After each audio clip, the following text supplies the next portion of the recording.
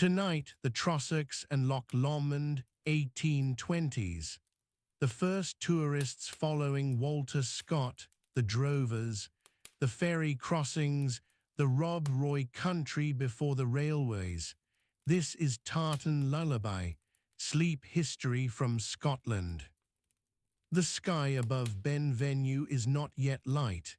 It holds a deep, bruised colour, somewhere between black and the darkest grey, and the first birds have not yet called. The loch below sits still. Loch Katrine, at this hour, is a flat sheet of cold water, and the surface catches nothing because there is nothing yet to catch. The hills fold down to the waterline in long, smooth lines, and the birch trees along the southern shore stand without moving. It is perhaps 4:30 in the morning. The date is sometime in late September in the year 1823. The air temperature at this elevation, somewhere around 300 feet above sea level on the eastern approach to the pass of Beloch Nam Bo, is close to freezing. A man breathing out would see his breath, just barely, in the last of the darkness. The ground here is wet. It is almost always wet. The peat beneath the thin soil holds water the way a sponge holds water, and after a night of light rain, which there has been, the surface of the track leading down towards Trossachs is soft underfoot. A boot pressed into it sinks perhaps an inch before meeting resistance. The track is not a road. It is a drove road, worn down by the hooves of cattle over many decades, and in places it is deeply rutted where the beasts have concentrated their weight. Loch Katrine stretches roughly 8 miles from east to west. At its widest point, it measures perhaps half a mile across. The water is exceptionally clear and exceptionally cold. In summer, it warms a little near the shallower eastern end, near the small settlement at the head of the loch. In late September, it does not warm at all. The loch is fed by burns coming down from the surrounding hills, from Ben Ann to the north, and from the high ground above Glen Rhiabhatch to the south. These burns run dark with peat stain, and where they enter the loch, they spread out briefly in a fan of brown water before the cold, clear water of the loch absorbs them. There is a boat drawn up on the shingle at the eastern end of the loch. It is a small, flat-bottomed craft, perhaps 15 feet in length, built from oak planking and sealed with pine tar. The tar smell is strongest in cold weather, when the wood contracts slightly and the tar becomes brittle. The boat belongs to a ferryman who carries passengers and small goods along the loch to the western end. He does not yet know he is about to begin his working day. He is still asleep in a low stone cottage, perhaps 200 yards from the water. The cottage has a turf roof and a single chimney, and the chimney is not yet smoking. To the east, beyond the pass, the sky is beginning to change. The deepest black has softened slightly. There is no color in it yet, but the texture has changed. The way thick cloth differs from thin cloth when you hold it to a lamp. The hills to the east, the lower ground around Aberfoyle, are beginning to separate themselves from the sky. First as a feeling of separation, then as a line, and then slowly as a shape. Aberfoyle itself is a small settlement in 1823. It sits in the valley of the River Forth, just above the point where the river begins its long southward curve toward the Carse of Stirling. The village is a collection of perhaps 40 or 50 buildings, mostly low stone structures with thatched or turf roofs. There is a church, a manse, an inn, and a cluster of cottages along the single track that functions as a main street. There is a mill on the Forth, a small grain mill, and in the early morning the sound of the water running over the weir outside the mill can be heard from some distance. The Forth at Aberfoyle is not the wide tidal river it becomes further east. Here it is perhaps 20 feet across at its narrowest, running fast over a bed of rounded grey stones. After a night of rain, it runs higher and faster, and takes on a brown colour from the peat it carries down from the hills. The sound it makes changes with its height. When it is low in a dry summer, it is a light sound, almost musical. In late September, after rain, it is a lower, continuous roar that fills the valley. The road north from Aberfoyle toward the Trossachs was not yet a proper road in 1823. There had been some improvement works in the previous decade, following the military road program that had opened up the Highlands in the century before. But this particular route remained rough. It wound north from Aberfoyle through birch woodland, crossed several small burns on simple stone bridges, and climbed gradually toward the narrowing of the valley where the Duke's Pass would later be cut. In 1823, the pass had no formal name. It was simply the high ground you crossed to reach Loch Katrine from the south.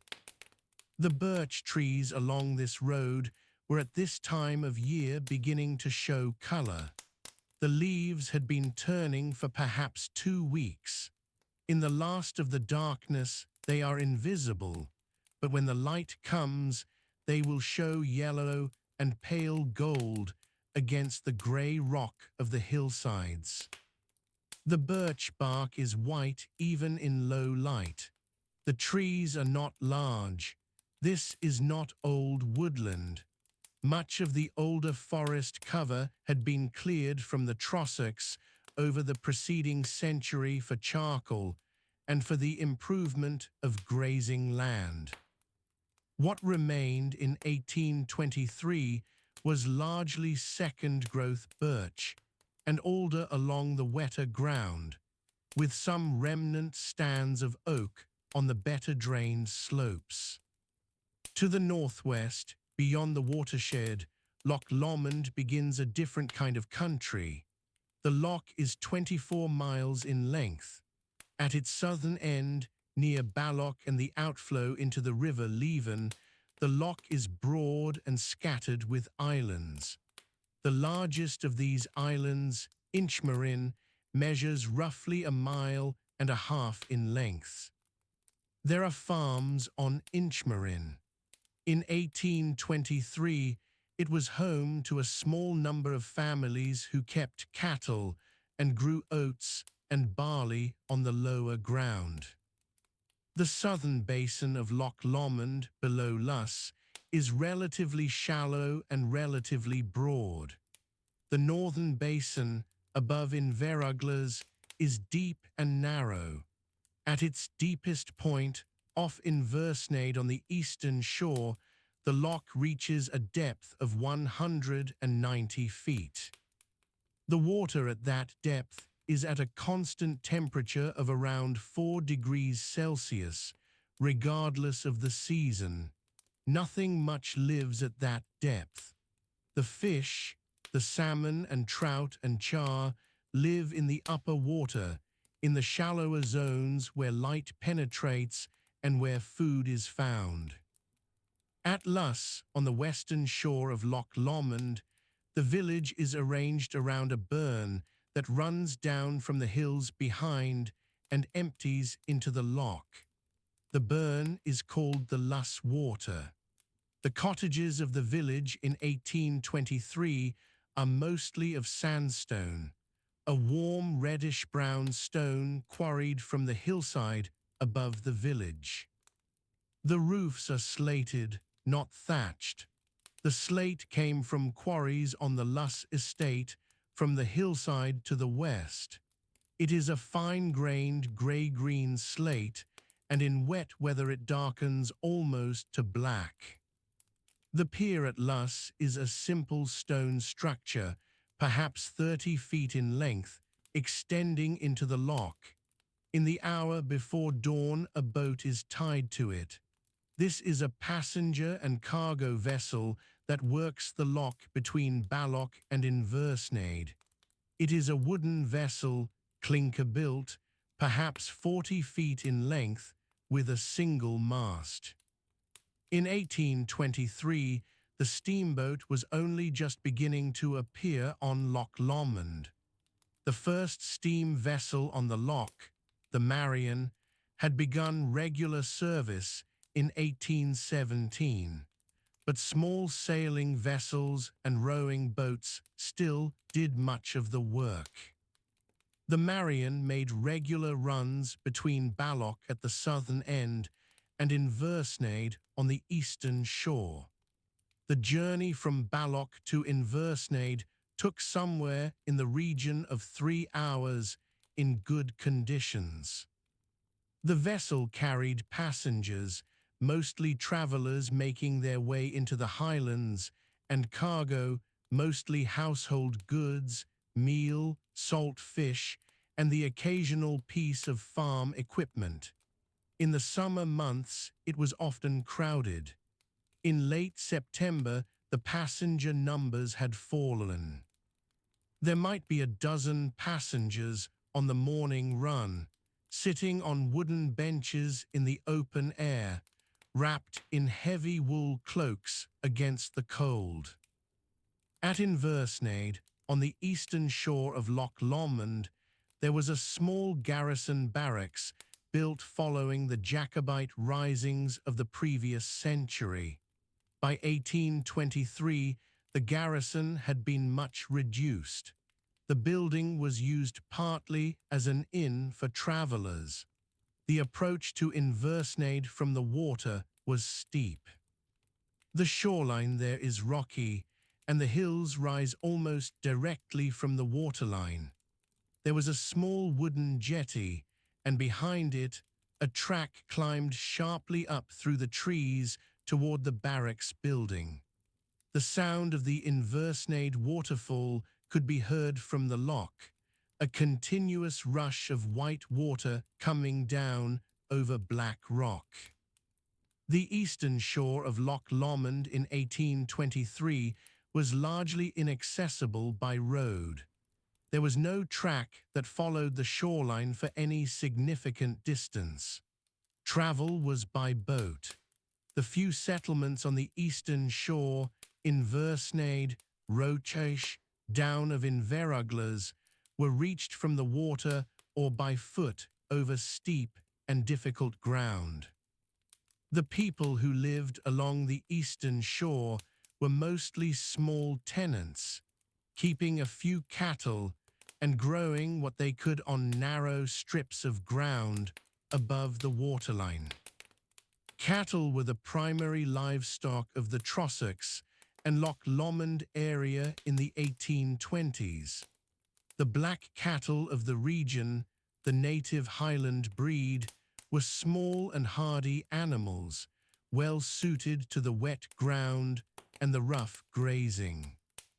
They spent the summer months on the high ground, moving up to the Shielings in June and coming back down to the valley ground in September and October.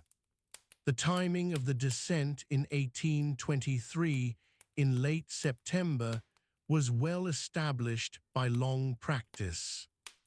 The animals were driven down to the lower pastures and then prepared for sale at the autumn trysts.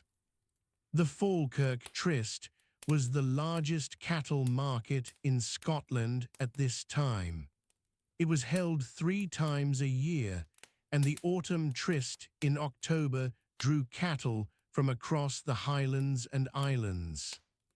Drovers from the Trossachs would gather their animals in late September, perhaps 30 or 40 beasts from a single township, and begin the drive south through Aberfoyle and across the Flanders Moss towards Stirling and then Falkirk. The drive from the Trossachs to Falkirk took perhaps 4 days on foot, covering perhaps 15 miles per day. In the hour before dawn, on a morning in late September, the drove had not yet begun. The cattle were in the lower pastures, having come off the hill ground in the preceding week. They stood in groups in the wet grass, their breath making small clouds in the cold air. They were quiet, as cattle are quiet in the dark. The only sound from the field was the occasional soft knock of one animal shifting against another, and the slow, rhythmic sound of their breathing. The people who would drive these cattle were sleeping. They were sleeping in cottages, in box beds built into the walls, on mattresses of oat straw. The mattresses were enclosed by wooden panels that held in the warmth. A man and his wife might share a box bed, with children sleeping on a second bed at the other side of the room, or on straw on the floor close to the fire. The fire in a Highland cottage of 1823 burned peat. Peat fires do not go out easily. They are banked at night and raked open in the morning, and with care a peat fire can be kept alive for days without additional fuel. The smell of peat smoke in the Trossachs in 1823 was everywhere and constant. It came from every chimney of every cottage. It settled in the valley on still mornings, lying close to the ground in a thin, sweet-smelling layer. The smell of burning peat is not unpleasant. It is a dry, earthy smell, nothing like coal smoke. It carries a long distance in cold, still air. A traveler approaching a settlement from a mile away might smell the peat fires before they could see any light or hear any sound. Above Loch Katrine, on the northern side, the ground rises toward Ben Venue. Ben Venue reaches 727 meters at its summit. In late September, the very highest ground may have had a first light dusting of snow, but in 1823 this would have been unusual. The mountain is not a dramatic peak. It is a broad, rounded summit with several subsidiary tops, and its sides are covered with heather, wet grasses, and exposed rock. The heather by late September had lost its purple color. It had gone to a dark, rust brown, and the hillside had taken on the color that it would hold until the following spring. The burns coming off Ben Venue ran fast in the night rain. They ran over bare rock in their upper courses, cutting narrow channels through the peat before they reached the softer ground below. The sound of running water on a wet night in the Trossachs is not a background sound. It is present and immediate, changing pitch as the water volume changes, rising when rain falls and falling again when the rain stops. A man lying awake in a cottage at the foot of Ben Venue on this September morning would hear the burns clearly through the walls. The walls of a Highland cottage of this period were thick. They were built of rough local stone, laid without mortar in many cases, or with a lime mortar mixed from local materials. The walls might be 2 feet thick at the base. They kept in warmth and kept out wind.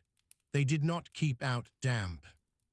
The interiors of such cottages were often damp, particularly in the wet months, and the constant presence of the peat fire was as much about drying the air as about warmth. Light was beginning now, not sunrise, not yet, but the sky to the east, above the low ground towards Stirling, had a quality of pale grey that was different from darkness. The outlines of Ben and Anne across Loch Katrine to the north were becoming visible, a dark mass against a slightly lighter sky. The loch surface, which had been invisible, was now just detectable, a flat shape below the hills. A single bird called somewhere in the trees above the eastern shore. It called once and was quiet. The silence after it was complete. On Loch Lomond, the surface of the water at this hour was moving. A light wind had come in from the southwest during the night, and by the hour before dawn it had raised a low, regular swell on the open water of the southern basin. The waves were perhaps a foot in height, no more, and they moved steadily toward the northeastern shore with a slow, deliberate rhythm. Where they met the shingle beach near Luss, they broke with a soft sound, and the stones in the shingle moved slightly with each wave, making a low grinding sound that was almost continuous. The pier at Luss, the stone pier where the boat was tied, took the small waves against its seaward face. The boat at the pier lifted and settled with each wave, and the rope holding it to the iron ring in the stonework pulled tight and slackened in the same rhythm. The Marion, the steamboat, was not yet at Luss. It lay at Balloch, at the southern end of the loch, where the river Leven carried the loch's outflow westward toward Dumbarton. At Balloch, the water was calmer. The light comes slowly here. In late autumn, the hills above Aberfoyle hold the darkness well past 6 in the morning. The mist sits low on the river Forth where it narrows near the village.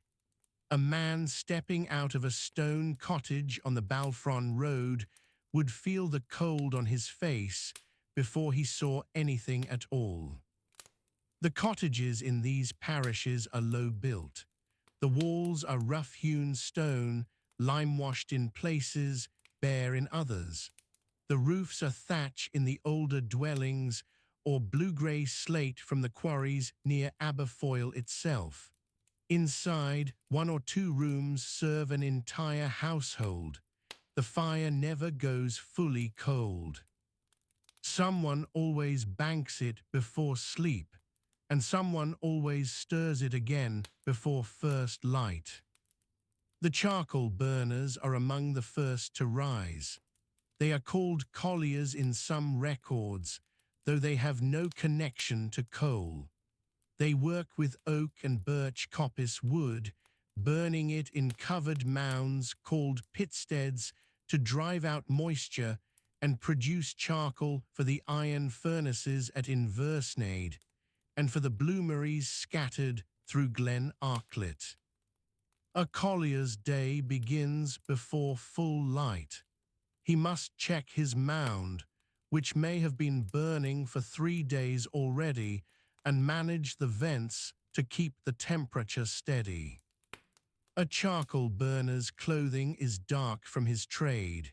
He wears a coarse linen shirt, dyed with weld or left the brown of undyed cloth. Over it, a knee-length jacket of thick woolen weave, what some called a greatcoat but shorter, belted at the waist with a leather strap. His trousers are wool, often patched at the knee. His feet are in brogues, the heavy single-piece shoe common across the Western Highlands, though by the 1820s some men near Aberfoyle and Callander wore factory-made shoes from Stirling market days. His hands are permanently darkened. Charcoal dust settles into the skin and does not wash out easily. Before he leaves his cottage, he eats. The meal is brose, which is oatmeal mixed with cold or lukewarm water, sometimes with a little buttermilk if the household keeps a cow. He stirs it with a horn spoon and eats it standing near the fire. There is no table in the smaller cottages, or there is one, but it serves also as a surface for tools and mending. He may take a piece of barley bannock with him, wrapped in cloth and tucked inside his jacket. That will be his midday meal eaten beside the mound, out in the birchwood above the loch shore. The walk to the pitsteads can be considerable. A charcoal burner working coppice above the eastern shore of Loch Lomond, near Roedennen, might leave his cottage in Drymen before 5 in the morning and reach his mound by 7. That is near 8 miles on a track that follows the loch's edge through oak woodland, rising and falling over roots and stones.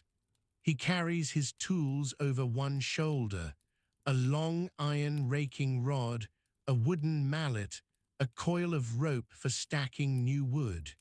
He walks alone or with one other man. They do not hurry. The reed cutters work the margins of Flanders moss, the great raised bog that stretches south of the Trossachs between Arnprior and Thornhill. By the 1820s, portions of this moss had been partially drained and reclaimed for grazing, following improvements begun in the previous century by Lord Kames and the Stirling agricultural societies. But the outer edges remained wet and working. Men cut reeds and rushes for thatching, and they cut peat for fuel, moving out onto the bog surface on flat wooden boards strapped to their feet to spread their weight. The boards are called peat spades companions in some local records, though in practice each cutter made his own and named them nothing at all. A peat cutter from the Thornhill area rises a little later than a charcoal man. His work depends on enough light to see where the firm ground ends. He eats much the same breakfast, brose or porridge made the night before and reheated over the coals. If his wife has churned recently, there will be fresh butter for the bannock. His youngest child may still be asleep when he leaves. The older children, from about the age of 8 onward, will follow him to the moss before the school day begins in the parish school at Kippen, carrying their own small iron peat spades. The weavers of Balfron and Fintry do not travel to their work. Their loom is in the house. A handloom weaver in the Stirlingshire villages of this period worked predominantly in cotton, since the handloom cotton weaving trade had spread outward from Glasgow and Paisley through the 1790s and into the early decades of the new century. By 1820, a Balfron weaver might be working to commission for a Glasgow merchant, weaving plain muslin or striped shirting cloth on a 4-shaft loom set up in the room at the front of the cottage. The rhythmic clack of the shuttle begins not long after the fire is lit. It can be heard from the lane outside. The weaver's wife often winds the perns, the small bobbins that feed the shuttle. She sits at a spinning wheel or winding frame before daylight, beside the fire. Their eldest daughter may card wool for the household's own clothing needs, while the cotton weaving earns the merchant's wage. The cottage in this trade is always occupied, always in motion, though the motion is quiet and seated. A weaver's hands are smooth compared to a labourer's. His fingers move quickly. He earns by the piece, and speed is income. A weaver's breakfast is not much different from the charcoal man's. Oatmeal is the staple of nearly every household in these parishes in the 1820s. The statistical accounts of the period note that the diet of working families in Stirlingshire and Perthshire consists principally of oatmeal, potatoes, milk when available, and occasional salt herring brought up from Stirling or Dumbarton on the carrier's cart. Butter and cheese appear in households with a cow or access to communal grazing. Meat is rare on weekdays. A piece of boiled mutton might appear on Sunday if the harvest has been good. The quarrymen of Aberfoyle rise in the dark like the charcoal men. The slate quarries above the village on the west side of the River Forth had been working for generations by the 1820s. Aberfoyle slate was considered among the best available in central Scotland. It split cleanly, held its colour, and could be cut thin without cracking. By the early 19th century, the quarry employed a steady crew of men who lived in the village or in the farm cottages along the Inversnaid Road. They walked uphill to the quarry face, perhaps a mile and a half above the valley floor. A quarryman's tools are specific to his trade. He carries a heavy iron pick for working the rock face, a broad flat chisel called a riving iron, and a wooden mallet with an iron-reinforced head. He splits the slate along its natural grain, called the cleavage plane, working methodically along a bench of exposed rock. The noise of the quarry carries down into Aberfoyle on still mornings. By 8 o'clock, the sound of iron on stone is already part of the village's background. Dust settles on the men's clothing, a fine grey powder that coats the wool of their jackets. The quarrymen wear rough-spun woolen trousers and shirts of unbleached linen. In cold weather, they wrap lengths of plaid around the shoulders, fastened with a simple pin. This is not the romanticized Highland dress of the previous century. By the 1820s, the full belted plaid had largely disappeared from everyday working life in the Trossachs area.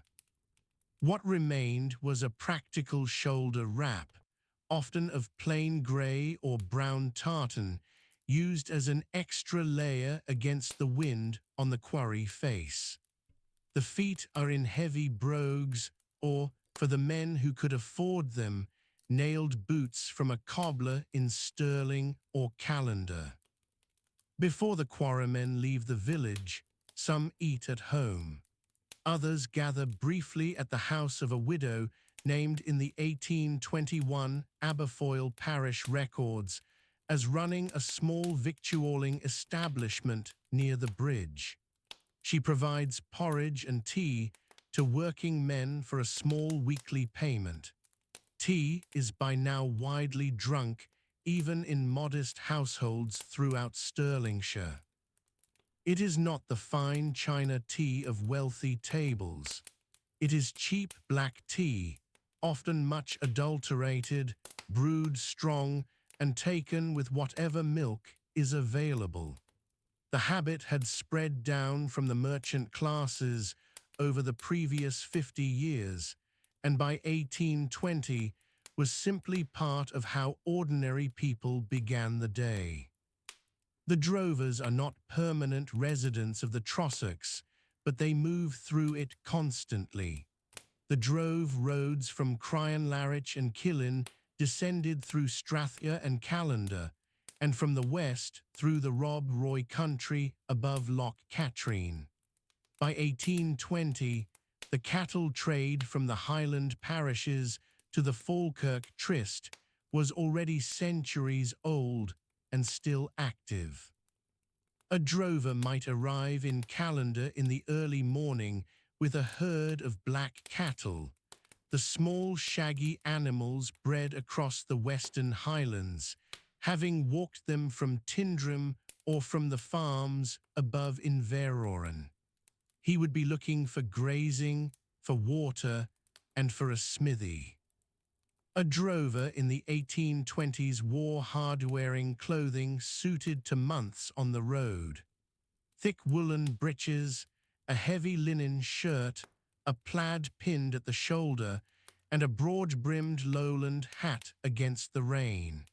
His dogs worked without laths, responding to calls and whistles. He carried a short crook of cut hazel and a leather pouch containing money, a pipe, and a piece of paper with the names of the dealers he was contracted to meet at Falkirk. He ate what he found, bannock and cheese carried from home, a shared meal at a change house in Callander, a handful of wild berries when the season offered them. He slept outdoors more nights than in. The women of these parishes are also at work before the light is full.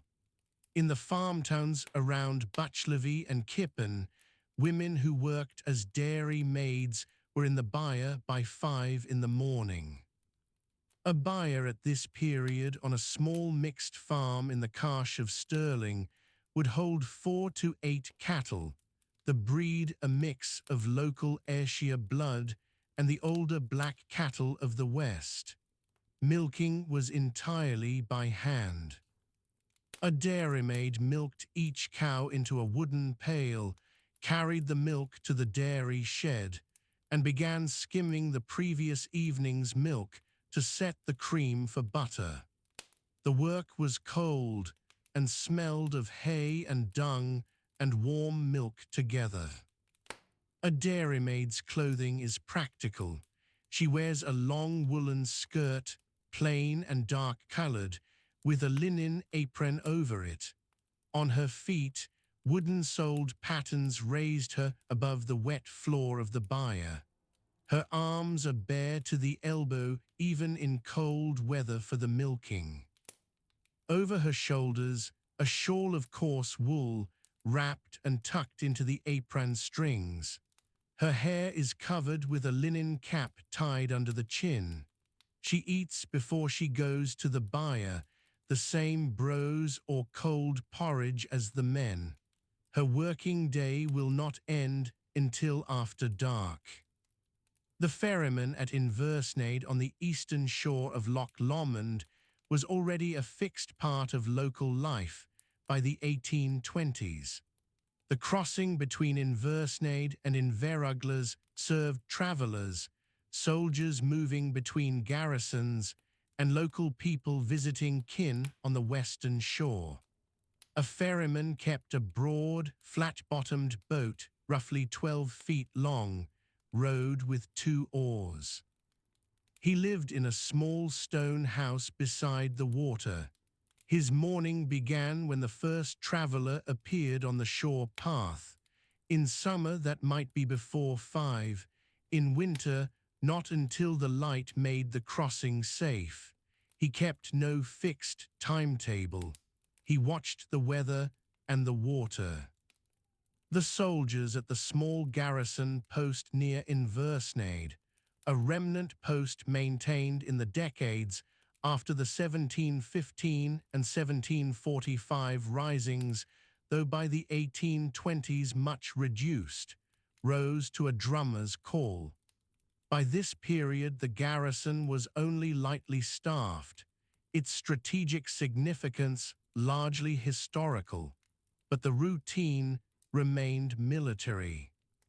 Men woke, dressed in regulation scarlet coatees and grey trousers, and assembled in the small parade ground beside the barracks building.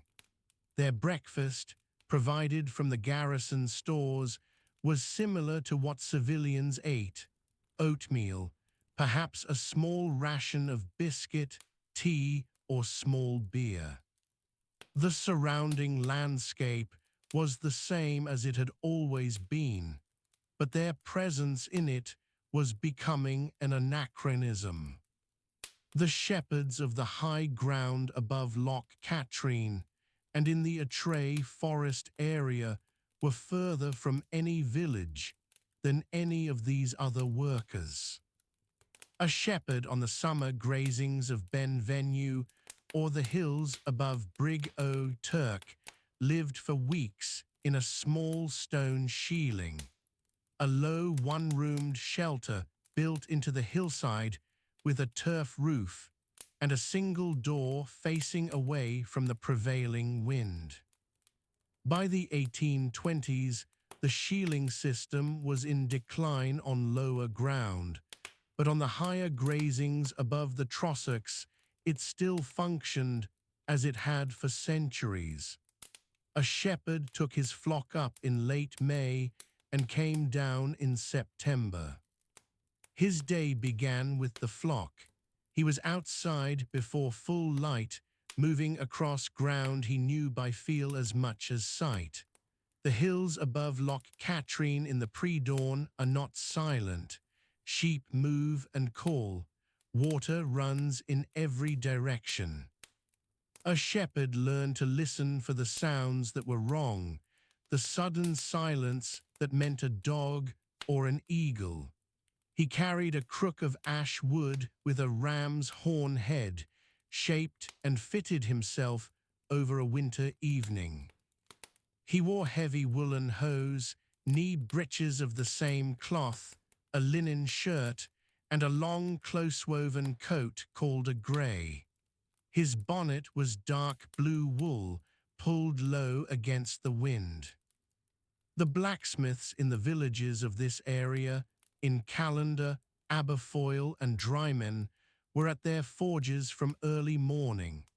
A smithy in the 1820s served an enormous range of needs.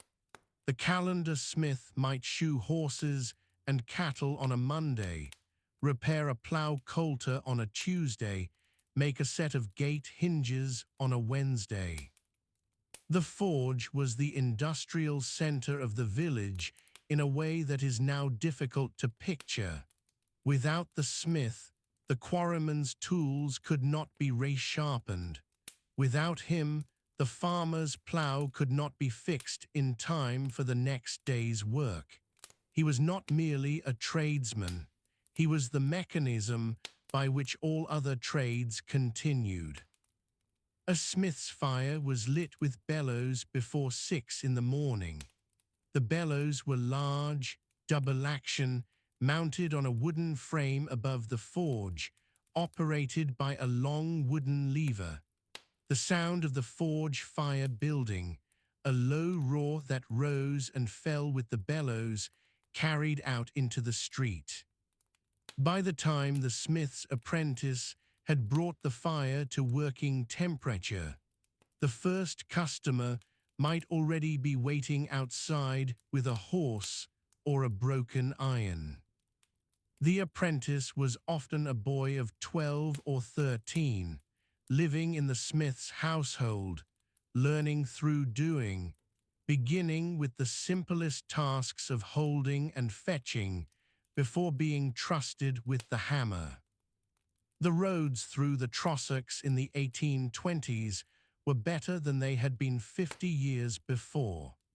The military roads built after the 1745 Rising had been extended and improved by the commissioners for Highland roads and bridges under Thomas Telford, whose survey work through this region began in 1803.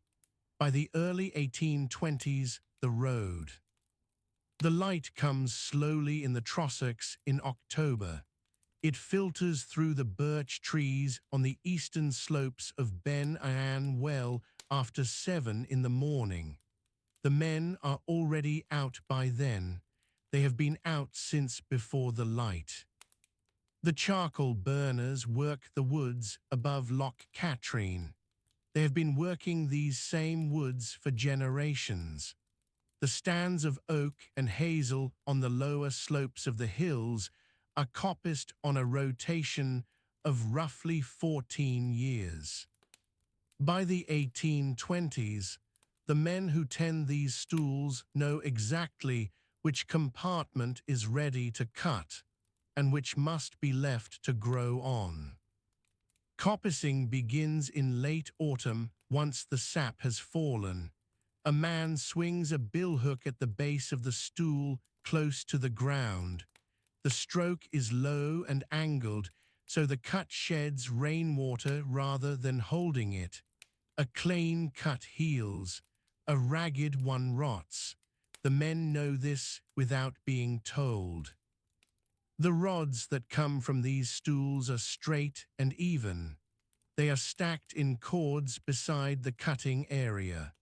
A cord of wood is 4 feet wide, 4 feet high, and 8 feet long.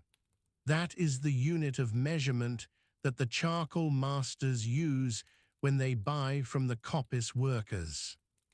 A man can cut and stack roughly half a cord in a working day on good ground. The charcoal hearths are flattened platforms cut into the hillside. They are called pitsteads.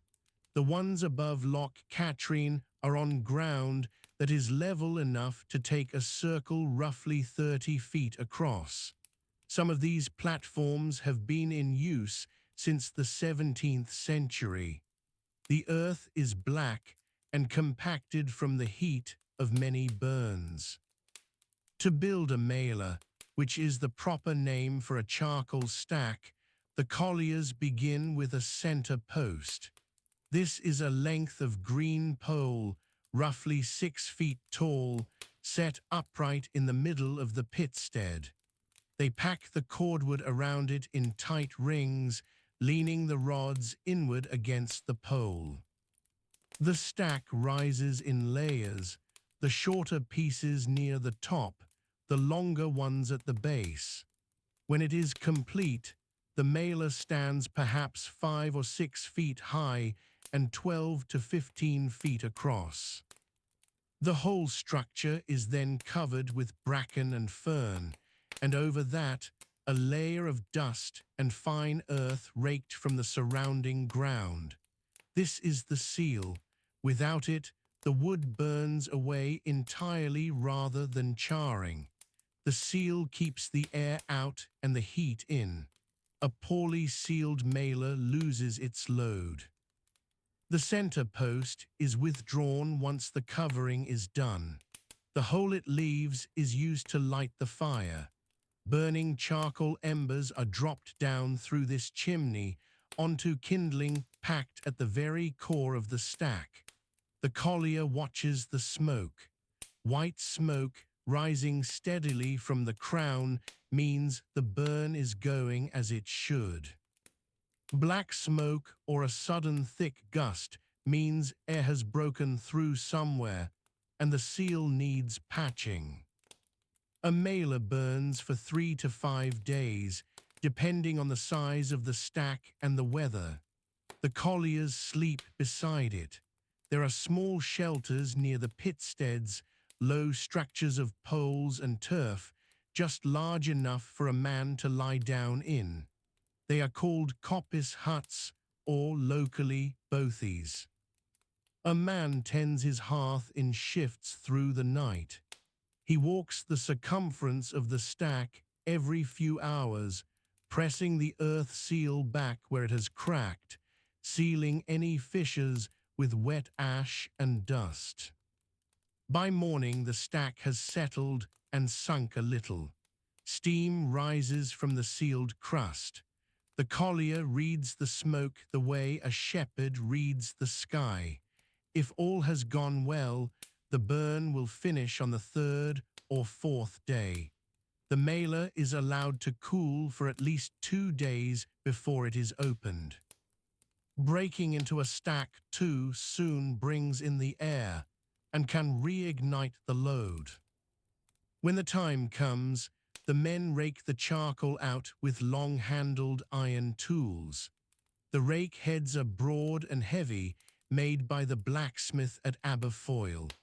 The charcoal comes out in irregular chunks and dust. The good charcoal is black all the way through, light to lift, and rings when 2 pieces are knocked together. Charcoal that is still brown in the middle is called brand. It has not finished its conversion. It is sorted out and either returned to a fresh stack or set aside for a lower grade of use.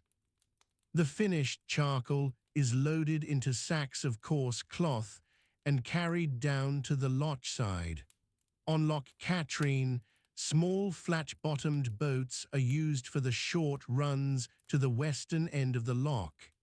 These are working boats, not pleasure craft. They are roughly 15 to 18 feet in length, built from larch planking and propelled by a pair of oars. A loaded boat carries perhaps 20 sacks at a time. The oarsmen are usually the younger men, not yet old enough to be trusted with the management of a burn. The charcoal makes its way eventually to the iron furnaces at Inversnaid and to the forges at Bonor, further down the system of lochs and rivers. Bonor is on Loch Etive to the northwest, and by the 1820s, it is one of the longest-running charcoal ironworks in Britain, having been established in 1753 by the Newland Company out of Cumbria. The ore for Bonor comes by sea from Furness in Lancashire. The fuel comes from the woods of Argyll and the Trossachs. The trade connects the hillside coppice workers directly to a market that stretches far beyond the valley. The men cutting hazel rods above Loch Katrine in October are part of an industry that feeds the iron trade. But they do not travel to Bonor. They deliver charcoal to the loch side, and the loch does the rest. Loch Lomond is the larger system, and the trade there takes a different form. The loch stretches nearly 23 miles from Balloch in the south to the Narrows near Ardluey in the north. The southern basin is broad, shallow, and dotted with islands. The northern basin is deep, narrow, and enclosed by steep hills. The 2 parts of the loch are almost different places in character. At Balloch, the River Leven drains the loch south toward Dumbarton and the Clyde. By the 1820s, Balloch itself is a modest settlement with a quay, a handful of warehouses, and a population that earns its living principally from the water. The quay at Balloch handles grain coming down from the farms of the Endrick Valley, charcoal from the western shore woods, and some slate from the workings above Luss. The boats that work the southern loch are mostly open clinker-built craft, between 20 and 30 feet in length. They carry cargo under a simple spritsail when the wind allows, and row when it does not. The men who work them know the shallows around Inchmarin and the submerged rocks near the mouth of the Endrick. This knowledge is not written down. It is handed on from father to son and from older boatman to younger one. The slate quarries above Luss are among the more significant industrial workings in the area during this period. The quarries lie on the hillside to the west of the village, above the line of the old oak wood. The stone here is a blue-grey phyllite, which splits readily into thin sheets along its natural cleavage planes. This quality makes it useful as a roofing material. The quarrymen work with iron wedges and wooden mallets. The wedges are driven along the cleavage line to separate a large block from the parent rock. The block is then lifted with iron bars to a splitting bench. The splitter works with a broad chisel and a light hammer. He reads the grain of the stone and follows it. A skilled splitter can produce dozens of roofing slates from a single block in an hour. The slates are then trimmed to a standard size. At Luss, the common size in this period is approximately 12 inches by 8 inches. The trimming is done with a slater's zax, which is a tool with a blade at one end and a pointed spike at the other. The blade trims the edge. The spike punches the nail hole. A man works sitting down, the slate rested on the edge of a low bench, the zax moving in short, precise strokes. Finished slates are stacked in bundles of 20, tied with straw rope, and carried down to the lochside on the backs of men or on small two-wheeled carts.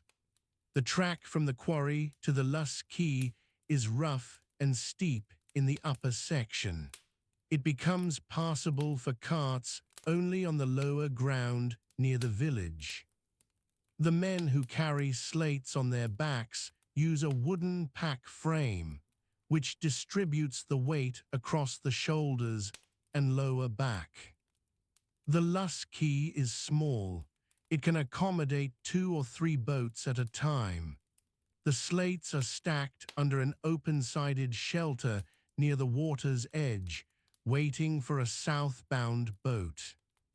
They travel to Balloch, and from there on carts to Dumbarton, or by river to the Clyde, and thence by sea to markets along the west coast and beyond.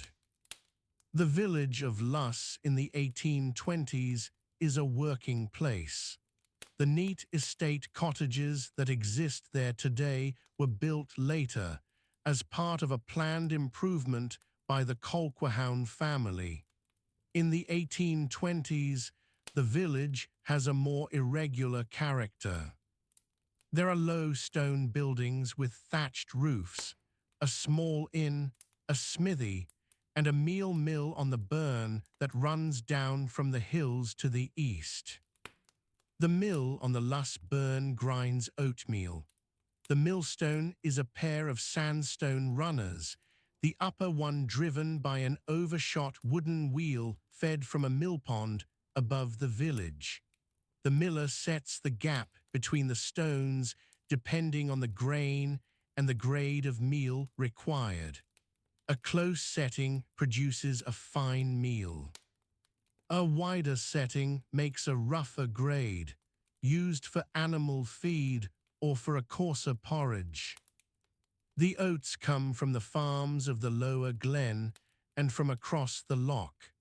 Farming in the Loch Lomond basin in the 1820s is still largely organized around the cultivation of oats and the keeping of black cattle. The improving movement of the previous decades has introduced some changes. Lime has been applied to fields in the lower ground, reducing the acidity of the soil. Drainage ditches have been cut across waterlogged ground in places, bringing additional acres into cultivation. But on the higher ground, the old infield-outfield system still persists in some areas. The infield, closest to the farm buildings, is cultivated every year. It receives all available manure and grows oats year after year. The outfield is cropped for a few years in succession and then left to recover as rough pasture.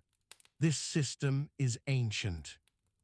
It is not efficient by the standards of the improving agriculturalists, but it produces a harvest on ground that more intensive methods would exhaust rapidly.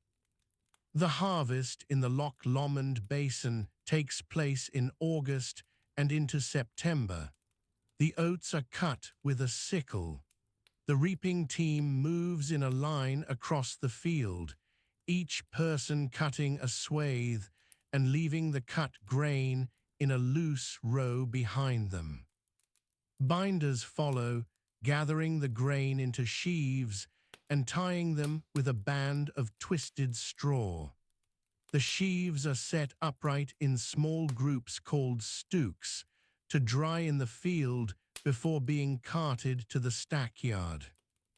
A farm in the lower glen might have a dozen people working through the harvest, including the farmer, his family, farm servants, and casual labourers hired for the season. The farm servants live in the farm buildings. The casual workers, particularly those who have come from the Western Highlands for the seasonal work, sleep in barns or in temporary structures built in the stackyard. The stackyard is a carefully maintained space behind the farm buildings. The stacks are built on a low platform of stone, which keeps the base of the stack clear of the ground and discourages rats. A well-built stack sheds rain from its crown like a thatched roof.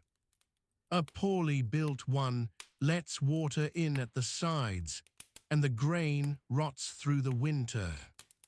Threshing happens through the autumn and winter. On the smaller farms of the Trossachs and Loch Lomond area, the grain is threshed by flail in the barn. The flail is 2 lengths of wood joined by a leather strap. The long handle is held in both hands, and the shorter striker swings down onto the grain spread on the barn floor. The work is hard and rhythmic. 2 people working together, striking alternately, can thresh a sheaf in a minute or so. The barn floor is earthen and compacted, or sometimes flagged with flat stones. Threshing days fill the barn with a dense cloud of dust and chaff. The men wear their oldest clothes. After threshing, the grain is winnowed. On a windy day, this can be done outside, tossing the grain in a shallow basket so the breeze carries the light chaff away. On still days, a winnowing sheet is used, or the grain is carried through the barn with both doors open to create a draft. The processed oats are stored in wooden chests called gurnal kists, or in sacks, in the dry loft above the byre. The byre houses the cattle through the winter. The warmth of the animals rises into the loft and helps keep the grain dry. This arrangement is common on farms throughout the area in this period. The black cattle of the Loch Lomond area are small, hardy animals. In the 1820s, some improvement has been introduced through the careful selection of bulls, but the stock is still predominantly the old Highland type. They are kept for their beef, not their milk. The calves are born in spring and run with their mothers on the hill through summer. In autumn, the surplus animals are sold at the drove markets. The main drove route from the Loch Lomond area heads south from the Endrick Valley and connects eventually to the Great Tryst at Falkirk. Falkirk Tryst is held 3 times a year, the largest gathering in September. Drovers from as far north as Skye Pass through the Trossachs country on their way south. They follow the old drove roads, which avoid the enclosed fields and the improved turnpike roads where possible. A drover from the Loch Lomond area moves his cattle at roughly 12 to 15 miles a day on a good road. The animals must be allowed to graze as they go. A drove that is pushed too hard loses condition, and a beast that arrives at Falkirk thin and footsore fetches a poor price. The drover knows the grazing grounds along the route. He knows where the overnight stances are, the traditional halting places where the cattle can be held and rested. The drove roads through the Trossachs skirt the edge of the hills above the valley floors. They are worn into the ground by centuries of use, broad, soft tracks where the turf has been grazed down to bare earth. In wet weather they become deep and muddy. In dry weather the dust rises around the herd and hangs in the still air long after the cattle have passed. By the time the last animals have gone through, the track is churned to a pale dry powder that settles slowly back onto the. The fire had been burning since before dawn. It sat in the center of the floor, or sometimes against the gable wall, built directly on the earth or on a flat stone, with no chimney above it, but a hole in the thatch to let the smoke find its way out. In most cottages along the eastern shore of Loch Lomond in the 1820s, this was still the arrangement. The smoke did not rise cleanly. It drifted low across the room before lifting, and everything in the house carried the smell of it. The walls were built of unmortared stone, gathered from the hillside or the lochside, stacked carefully but without lime binding them.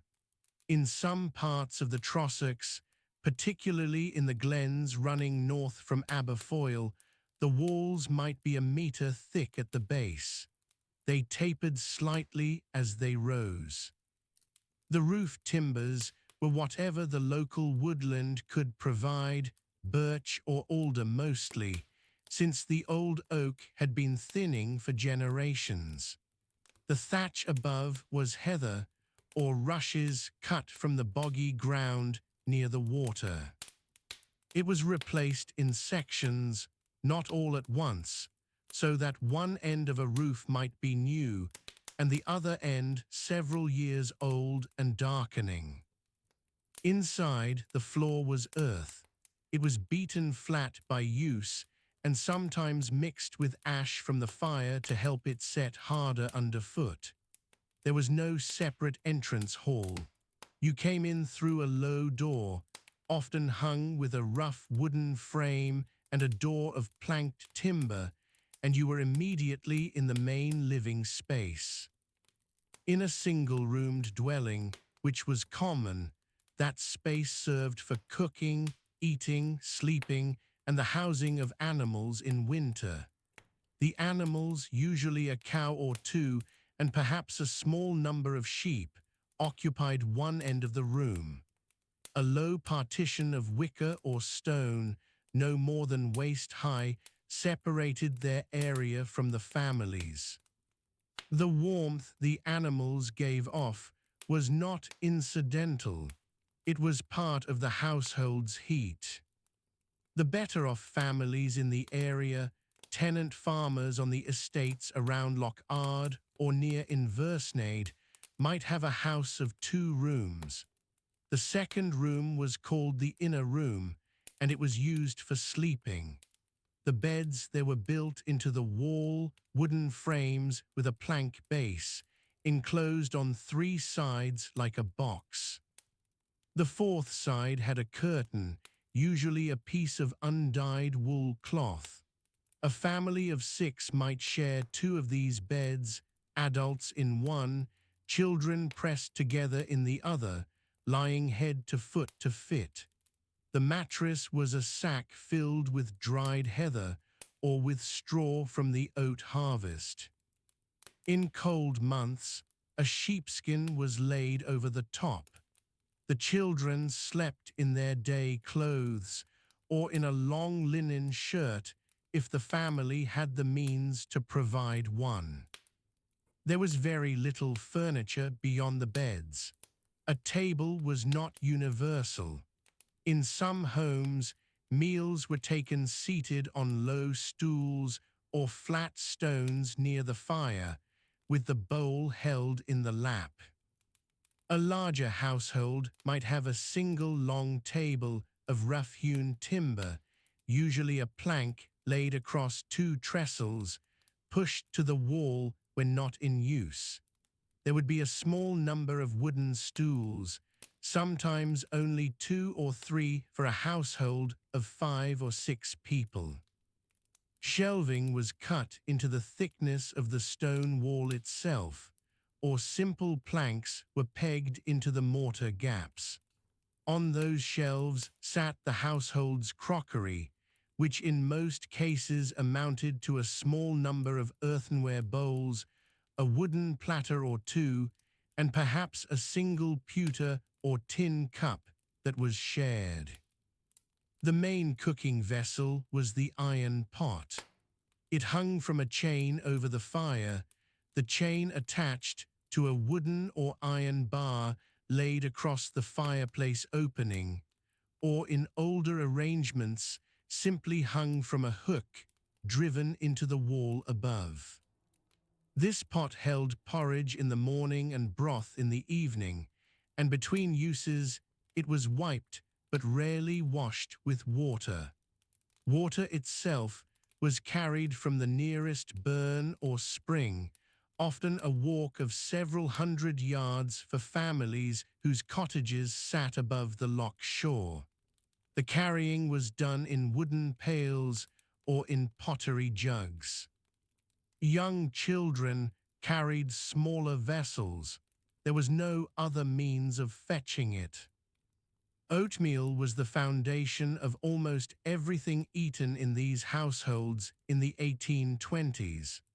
Porridge was made each morning, stirred constantly with a wooden stick called a spurtle, and it was eaten hot with a little salt. What remained was poured into a drawer or shallow box and left to set. By the following morning, it had hardened into a solid slab. This was sliced and carried out to the fields, eaten cold, sometimes dipped in buttermilk. It kept a man working through the afternoon without complaint. A working man in the Trossachs in this period ate perhaps a pound and a half of oatmeal a day in one form or another. Kyle was grown in the small walled garden beside almost every cottage. It was a rough, curly-leaved variety, hardy enough for the wet winters of Stirlingshire and the Lennox Hills. It went into the evening broth, along with whatever scraps of meat the family had, which might be a piece of salted mutton or a bone that had already been boiled twice before. Potatoes had by this point become a significant part of the diet, particularly among the poorer families. They were grown in the lazy bed system, which cut ridges and furrows by hand in ground too rocky or boggy for a plough. The furrows drained the water and the ridges held the crop.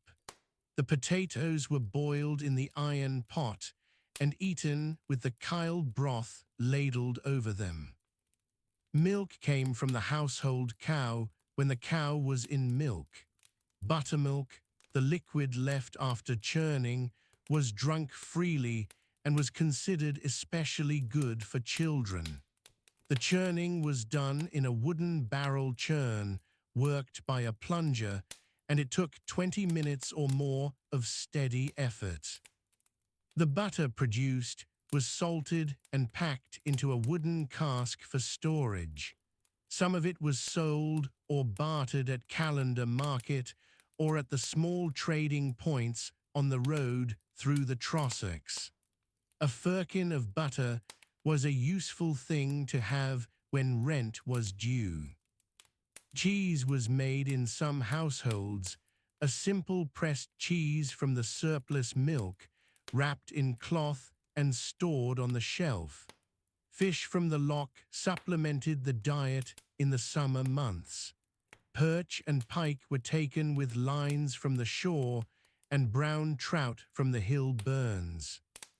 Salmon moved through Loch Lomond on their way up the river Endrick in autumn, and the netting of salmon was a significant activity for certain families, though the rights were controlled by the landowner, and the relationship between the ordinary fishing family and the estate factor on this point was one of careful negotiation.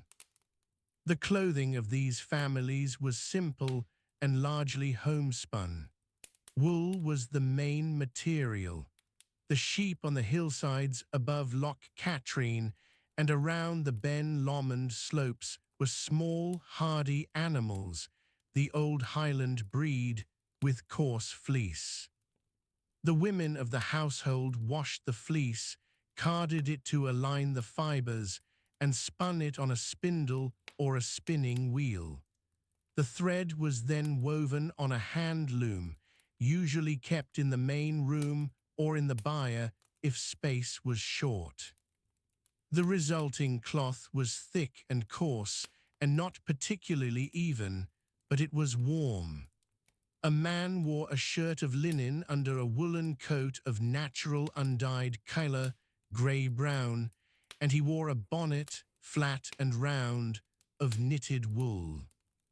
Breeches had by the 1820s largely replaced the belted plaid as everyday dress, though older men in more remote glens still wore the plaid wrapped and belted in the older fashion. Women wore a linen shift next to the skin, then a petticoat of wool, then a gown or skirt and bodice above that. A large plaid was wrapped over the whole in cold weather or when working outside. It could be pulled up over the head in rain. Shoes were worn by most adults when going to church or market, but not always at home or in the fields. The shoes were made of untanned leather, roughly shaped, with a thick sole and no left or right distinction. Children went barefoot from spring until the first frosts, and sometimes beyond. A family's day began before light in winter. The fire was never allowed to go out entirely. A peat was banked against the embers each night to smoulder slowly, and in the morning it was coaxed back with breath and dry heather. Peats were the main fuel. They were cut each May from the mossy ground above the tree line, stacked in the hillside to dry through the summer, and carried down to the cottage in creels, which were large wicker baskets worn on the back. A creel full of dry peat weighed perhaps 30 pounds.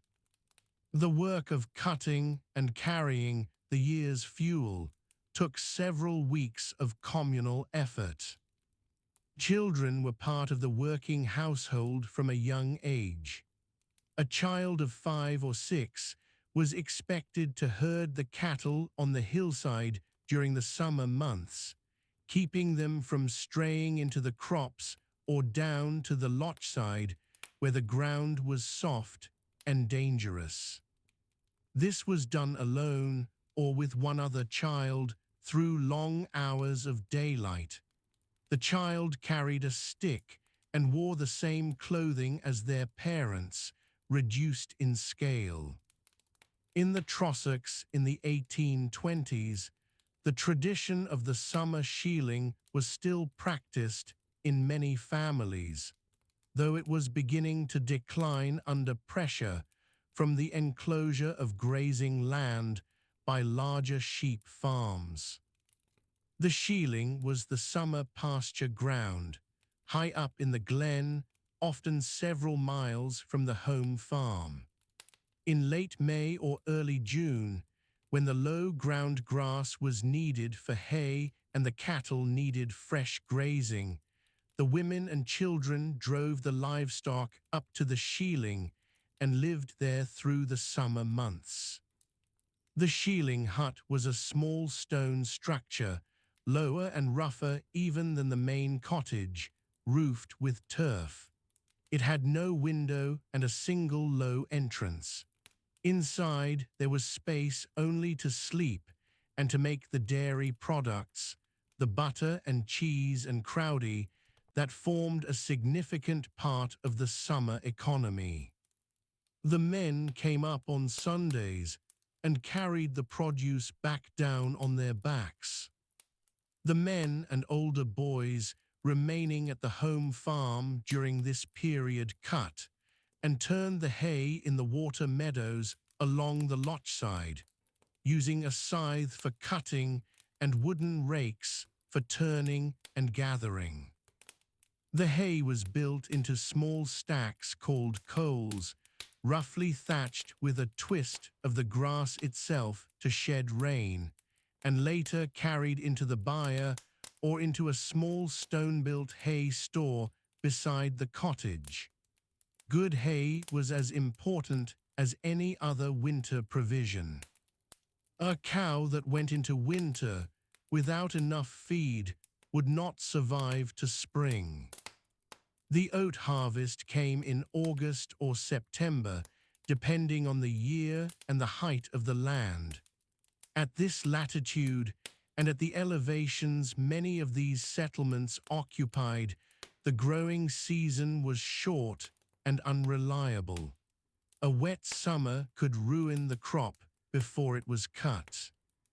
The oats were cut with a sickle, not a scythe, because the crop was often tangled and uneven. A woman cut, and a man or older child gathered and bound the cut stems into sheaves. The sheaves were stood upright in stooks of 6 or 8 to dry in the field. After drying, they were carried to the stackyard and built into larger round stacks, thatched again with twisted straw. The threshing to separate the grain from the straw was done through the winter months using a wooden flail, 2 sticks joined by a short length of leather, swung rhythmically against the sheaves laid on the barn floor. The grain was then taken to be ground. The nearest mill to many settlements in the Trossachs was at Aberfoyle or at Killin, or the small mill at Gartmore on the edge of the Flanders Moss. Tenants were usually bound by their lease to use the estate's own mill, a condition called thirlage, and they paid a portion of their grain as the miller's fee. The mill itself was a small stone building beside a fast-flowing burn, with a horizontal wheel below and a pair of millstones above. The miller was a person of some standing in the community, not wealthy, but connected to everyone's livelihood. The rent for a small holding in this area in the 1820s was typically paid partly in cash and partly in kind or labor. A family farming perhaps 8 to 12 acres of infield and with grazing rights on the hill above might pay a rent of several pounds a year, a significant sum when cash was hard to come by. The estate factor collected the rent twice a year, at Martinmas in November and at Whitsunday in May. Martinmas was the more important date. The autumn sales had been completed by then, the cattle driven south to the Falkirk tryst or sold locally, and what money had been made in the year was counted. The Falkirk Tryst was the largest cattle market in Scotland. It was held 3 times a year, with the October meeting the greatest. Black cattle from the Trossachs and Loch Lomond area, sturdy small animals bred on the rough grazing of the Highland fringes, were driven south along the old drove roads through Aberfoyle and down past Kippen and Gargunnock to Falkirk. The drove was slow, perhaps 10 miles a day, to keep the animals from losing condition. A man might walk with his cattle for 4 days to reach the market. The price he got there determined much of the following year. Religion shaped the rhythm of the week. Most families in this area in the 1820s were members of the Church of Scotland, attending the parish church at Callander or at Luss on the western shore of Loch Lomond, or at Aberfoyle in the south of the Trossachs. Sunday was a rest day in a serious sense. Work beyond the minimum care of animals was not done. The walk to church might be 3 or 4 miles each way. People dressed in their best clothes for the journey, the clothes kept specifically for this purpose and stored in the wooden chest that sat in the inner room, often the most substantial piece of furniture the household owned. That chest was made of local timber, usually oak or elm, with iron hinges and a simple clasp. It held the Sunday clothes, the household's small stock of linen, any legal papers relating to the tenancy, and whatever money was not in immediate use. It sat at the foot of the box bed in the inner room and served also as a seat and as a surface for laying things out. In a household with few flat surfaces, a chest with a flat lid was useful for many purposes. The key to it was kept by the woman of the house, usually worn on a cord around her neck or tucked into her bodice. The chest's contents represented the family's security, modest as that security was, measured against the cold stone walls and the low smoke-blackened ceiling above. The last light leaves Loch Lomond around 9 o'clock on a summer evening. The water goes flat and grey. The hills above Luss hold the colour a little longer, a faint bronze along the ridge, and then that too fades. The village settles. Dogs lie down in doorways. The smell of peat smoke drifts south along the shore. It is the 1820s. The communities around Loch Lomond and the Trossachs are small, scattered, and bound together by habit and necessity. The parish of Buchanan covers the eastern shore of Loch Lomond. The parish of Luss covers the western. Further east, the parishes of Callander and Aberfoyle sit at the edge of the Highland line, where the ground begins to fold and rise. These are not wealthy places. They are working places, and the work sets the rhythm of everything. The week begins to gather itself again on a Saturday evening. That is when people start to move. A man might walk 4 miles to a neighbour's house.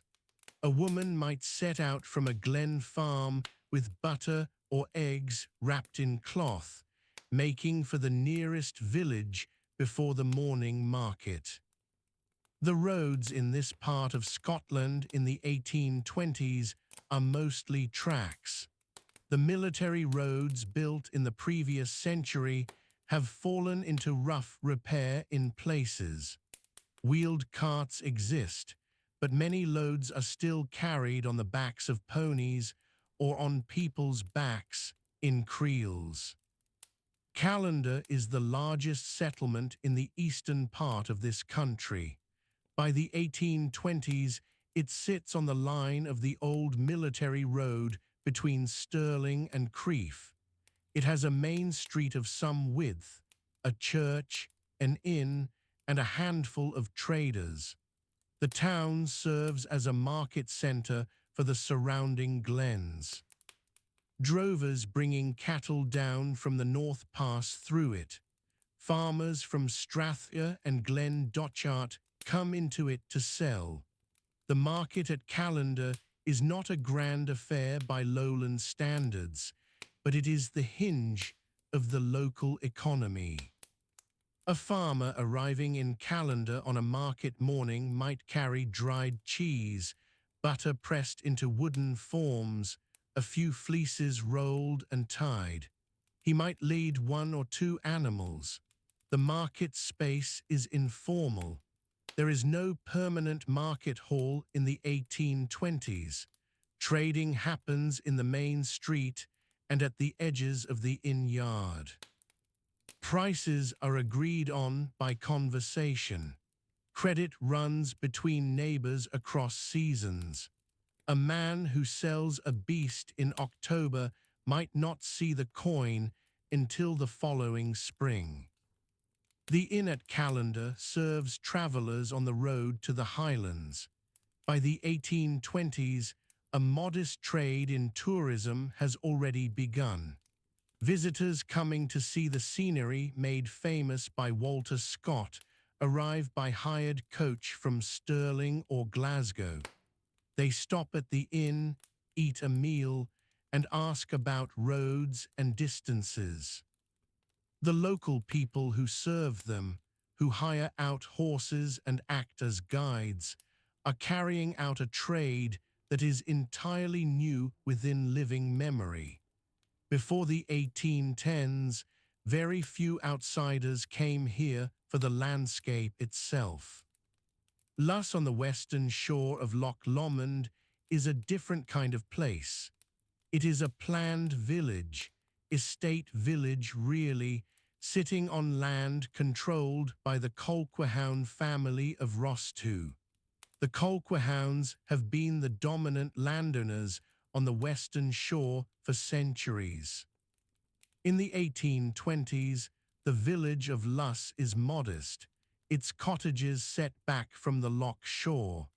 The church at Luss is ancient in its foundations, though the building standing in the 1820s is a later reconstruction.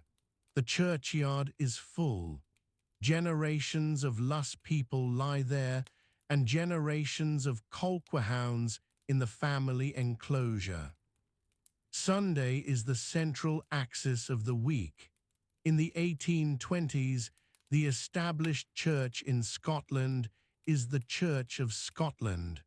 The congregation of each parish gathers on a Sunday morning and walks or rides to the parish church. Some people walk 3 miles, some walk 5. In the hill parishes, a family might come down from a shealing track in the dark hours before dawn to be sure of arriving in time. They dress in their best. That does not mean fine clothes. It means the clothes that are kept clean and put away during the working week. A wool coat. A linen shirt washed and dried. Good shoes, if they have them, carried to the church door and put on there to spare the leather from the road. The service is long. The Church of Scotland in this period practices a plain form of worship. There is no organ in the parish church at Callander in the 1820s. There is a precentor, a man who leads the singing of the psalms, line by line, the congregation following after him. The psalms are sung in a slow, unaccompanied voice. The sermon is the heart of the service. It lasts. 40 minutes is not unusual. An hour is not unknown. The congregation sits on hard wooden pews. Children sit still or are made to by a quiet hand on the shoulder.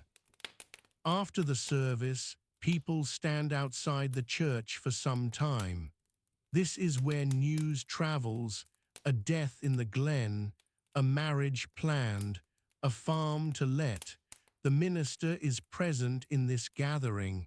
He is a figure of considerable authority. In a parish like Callander or Buchanan, he is almost certainly the most educated man that most of his parishioners will ever speak to directly. He keeps a register of births, deaths, and marriages. He visits the sick. He also supervises the moral conduct of the parish, and the kirk session, which is the body of elders that assists him, has real power over people's lives. A man or woman accused of fornication or drunkenness before the session will stand at the front of the church on a Sunday and hear their fault named aloud. The walk home from church on a Sunday afternoon is quiet. The Sabbath is kept here. This is not a universal rule enforced by law, but it is a strong social expectation. Unnecessary work is not done. Cattle are fed and milked because that cannot be helped, but tools are put away. The loom stands idle. The net stays on its post. Cooking is kept simple. A pot of kale or porridge prepared earlier in the day and left to stand. The afternoon passes slowly. People sit indoors. Children are read to from the Bible or made to memorize passages.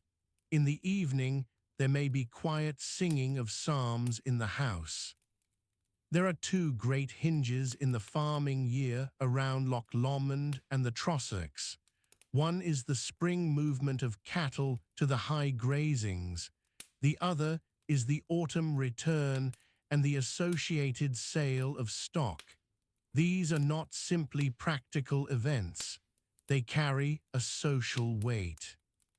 The movement to the Sheelings in late May or early June involves much of the community. Young women and some men go up to the high ground with the cattle and stay there through the summer months. They make butter and cheese in the temporary stone huts on the upper pastures. They are away from the main settlement for weeks. When they come back down in August or September, that return is marked. The cattle trysts are the largest gatherings of the year. The Great Tryst at Falkirk is the most important in the region, held 3 times a year in August, September and October. Men from the Trossachs and the Loch Lomond parishes drive their cattle south to Falkirk across the hills of Stirlingshire. The autumn tryst in October is the largest. Tens of thousands of animals pass through Falkirk in these years. For a farmer from Aberfoyle or Barmaha, the Falkirk tryst is the one occasion in the year when he stands among a crowd of thousands. He sleeps in the open or in a tent. He drinks whiskey purchased from a stall. He argues price with a drover from Argyll or a dealer from the Lothians. He returns home with coin or with a debt settled or with a new debt begun. There are smaller local gatherings closer to home. The village of Drymen sits at the southern end of Loch Lomond, where the ground flattens out toward the Carsh of Stirling. Drymen has a market cross and has held a fair since the 17th century. The fair at Drymen in the 1820s takes place in late summer. Traders come with goods. Leather goods, iron tools, cloth. Peddlers who travel the Highland roads all season bring needles and thread and small luxuries. A man who sharpens blades comes with his stone. A woman who sells remedies from dried herbs sets up a cloth on the ground. These fairs are social occasions as much as commercial ones. Young people from surrounding farms and townships arrive on foot from several miles in every direction. There is music. The fiddle is the instrument of the Trossachs country in this period. A fiddler at a fair plays for hours. There is dancing on a flat piece of ground. This is one of the few occasions in the year when a young man from one glen might meet a young woman from another. Marriages begin at fairs, so do feuds. Whiskey is present at every gathering. In the 1820s, the legal distilling of whiskey has been recently reorganized by the Excise Act of 1823, but illegal distilling remains common in the hills around the Trossachs. The small stills hidden in the upper glens have been a feature of this landscape for generations. Revenue officers travel these roads, but the terrain makes enforcement difficult. A still can be dismantled and hidden in an hour. The whiskey produced in these hills is a barley spirit, sometimes flavored slightly by the local water, and it is traded quietly between neighbors and sold discreetly at gatherings. The Church of Scotland ministers are opposed to whiskey and say so from the pulpit. They are not entirely without effect. The temperance movement has not yet reached this part of Scotland in any organized form in the 1820s, but there are individuals in every parish who are known to be sober and who are respected for it. The elder who refuses a dram at a fair is not unusual. He is noticed and noted. The month of November brings a different kind of gathering. Martinmas falls on the 11th of November and is one of the 4 term days of the Scottish year. The others are Candlemas in February, Whitsunday in May, and Lammas in August.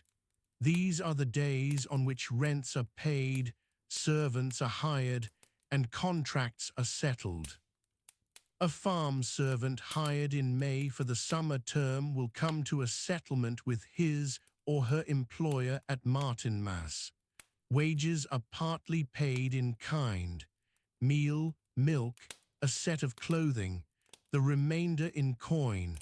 This accounting happens in the farmhouse at the end of a working day. There is no ceremony to it. It is business, and everyone in the room knows what is owed and what has been earned. Hiring fairs, sometimes called feeing markets, take place around the term days in the larger villages. At a feeing market, a farm servant who is looking for new employment stands in the market street. A farmer looking for a ploughman or a dairymaid comes to inspect them. Terms are agreed by conversation. When a fee, meaning an advance payment, changes hands, the hiring is done.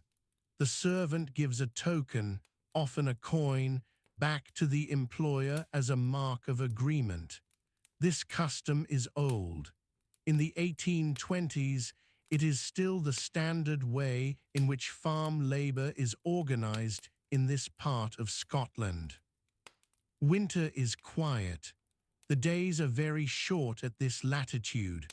Loch Lomond runs north to south, and by December the hills on either side cut off the direct sunlight from the valley floor for long portions of the day. The water of the loch is cold and very still in the mornings. Frost lies on the shingle beaches along the eastern shore below Roadennen. Ice forms in the shallower bays near Barmaha. People stay indoors as much as they can. Work on the land is reduced to the essential maintenance of animals. Cattle are brought into the byre. Sheep remain on the lower hillsides or are gathered into folds. Indoors in winter, the light is dim and the fire is the center of everything. The domestic interiors of a working farm or a cotter's house in the Trossachs in the 1820s are simple. A main room with a central or wall hearth burning peat, a low shelf holding a few objects, wooden cups and spoons. A pot iron above the fire, straw or heather on the floor in older houses, flags in better ones. The family sleeps in box beds, which are built into the wall and can be closed off with a sliding wooden panel. They hold in the heat. In winter, this matters. Evenings in winter are long. This is the time for the ceilidh, which in the 1820s means not a formal dance event, but simply a gathering of neighbors in one house to pass the evening. People come in from nearby houses and farms, bringing their handwork. Women card wool or spin. Men repair tools or braid rope from heather. Someone tells a story. The traditions of oral storytelling in this part of the Highlands and the area immediately south of the Highland line are still strong in the 1820s.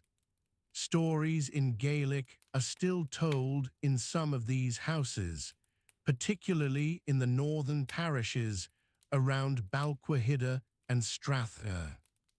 The Gaelic language is retreating in this period, but it has not yet gone. A man born around 1760 in Balquhidder may well have grown up speaking Gaelic as his first language. Christmas is not the central festival of the Scottish winter in this period. It has no special religious significance in the Church of Scotland. The 25th of December may be a working day in the Trossachs in the 1820s, particularly in the more strictly Presbyterian households. The winter festival that carries most weight is Hogmanay, the last night of the year, on the 31st of December. First footing, the custom of visiting a neighbor's house just after midnight, is universal in this country. The first person across the threshold in the new year should, by custom, be a dark-haired man. He brings a gift, traditionally a piece of coal, a piece of bread, and a small amount of salt. These represent warmth, food, and flavor. The exchange is brief and specific. The household offers whiskey or food in return. This happens in the cold dark, with frost on the ground, in the hour after midnight, and it connects the people of these small communities to one another in a way that is understood by everyone and explained by. The water at the southern end of Loch Lomond sits very still in the late evening of an October night. The surface is black and flat. The oak woods on the eastern shore have turned a deep copper. The last of the light is gone from Ben Lomond by 5:30, and the mountain folds itself into shadow the color of cold iron. The loch itself runs roughly north to south for about 24 miles. At its widest, near the island of Inchmarin, it stretches to about 5 miles across. The southern basin is broad and relatively shallow, studded with more than 30 islands of varying size. The northern arm narrows considerably, squeezing between steep slopes into something closer to a Norwegian fjord than an open Scottish loch. The depth there drops sharply, reaching over 600 feet in places beneath the Roadennan shore. In 1820, the water was managed by no one in any organized sense. There were no embankments along the River Leven, which drains the loch at its southernmost point near Balloch. The Leven ran loosely through low-lying ground, spreading wide in wet seasons and leaving the fields on either side waterlogged for weeks at a time. Farmers in the parishes of Bonhill and Kilmarnock accepted this as a fact of land rather than a problem to be solved. They planted their fields at the margins and left the lowest ground to rushes and sedge. The River Forth, further east and on the other side of the watershed, was similarly unhurried in its upper reaches near Aberfoyle and Gartmore. It moved through flat mossy ground in wide looping curves. The Flanders moss, which spread across much of the Forth plain between Aberfoyle and Stirling, was still largely intact in the 1820s. It had been a deep blanket bog of some 40 square miles. By 1820, the eastern sections had already been drained, cut into long rectangular fields by improvers working since the 1770s. But the western portions, closest to the Trossachs foothills, remained as they had been for centuries, dark and fibrous underfoot, pooled with amber water in autumn. Covered in sphagnum moss and cotton grass and the occasional low-growing cranberry. A generation before, around 1790, the Flanders moss had been almost entirely undrained. There were no roads crossing it. The drove roads that brought cattle down from the Highlands skirted its edges, keeping to the firmer ground along the southern foothills. The cattle were black mostly, of the Highland breed. They were lean and long-haired, and they moved slowly. Drovers walked behind them, sometimes for several days without shelter more substantial than a bothy wall. By 1820, the drove roads were still in use, but they had competitors. The military road built through the Trossachs in the mid-18th century had been extended and improved. There was a coaching road of sorts through the pass of Aberfoyle. Wheels now crossed ground that in 1790 had known only feet and hooves. The landscape was being cut by lines of intention, slowly but unmistakably. The moorland above Aberfoyle in the 1820s was heather and bog myrtle and flat grey rock. The heather was managed in patches by burning, usually in February or March when the frost had lifted enough to work, but before the nesting birds returned. This burning had been practiced for generations. It kept the heather young and accessible for the sheep and the grouse. The resulting patchwork of burnt and unburnt ground gave the hillsides a striped, uneven look in early spring. By August, the purple was so thick across the upper slopes that it was visible from the loch itself. Red deer still moved through the Trossachs hills in modest numbers. They came down from the higher ground in late autumn, following the same tracks they had used for decades. They were smaller than modern deer on average, and they shared the lower hillsides in winter with sheep and occasional black cattle. There were foxes in the birch scrub above the 300-foot contour.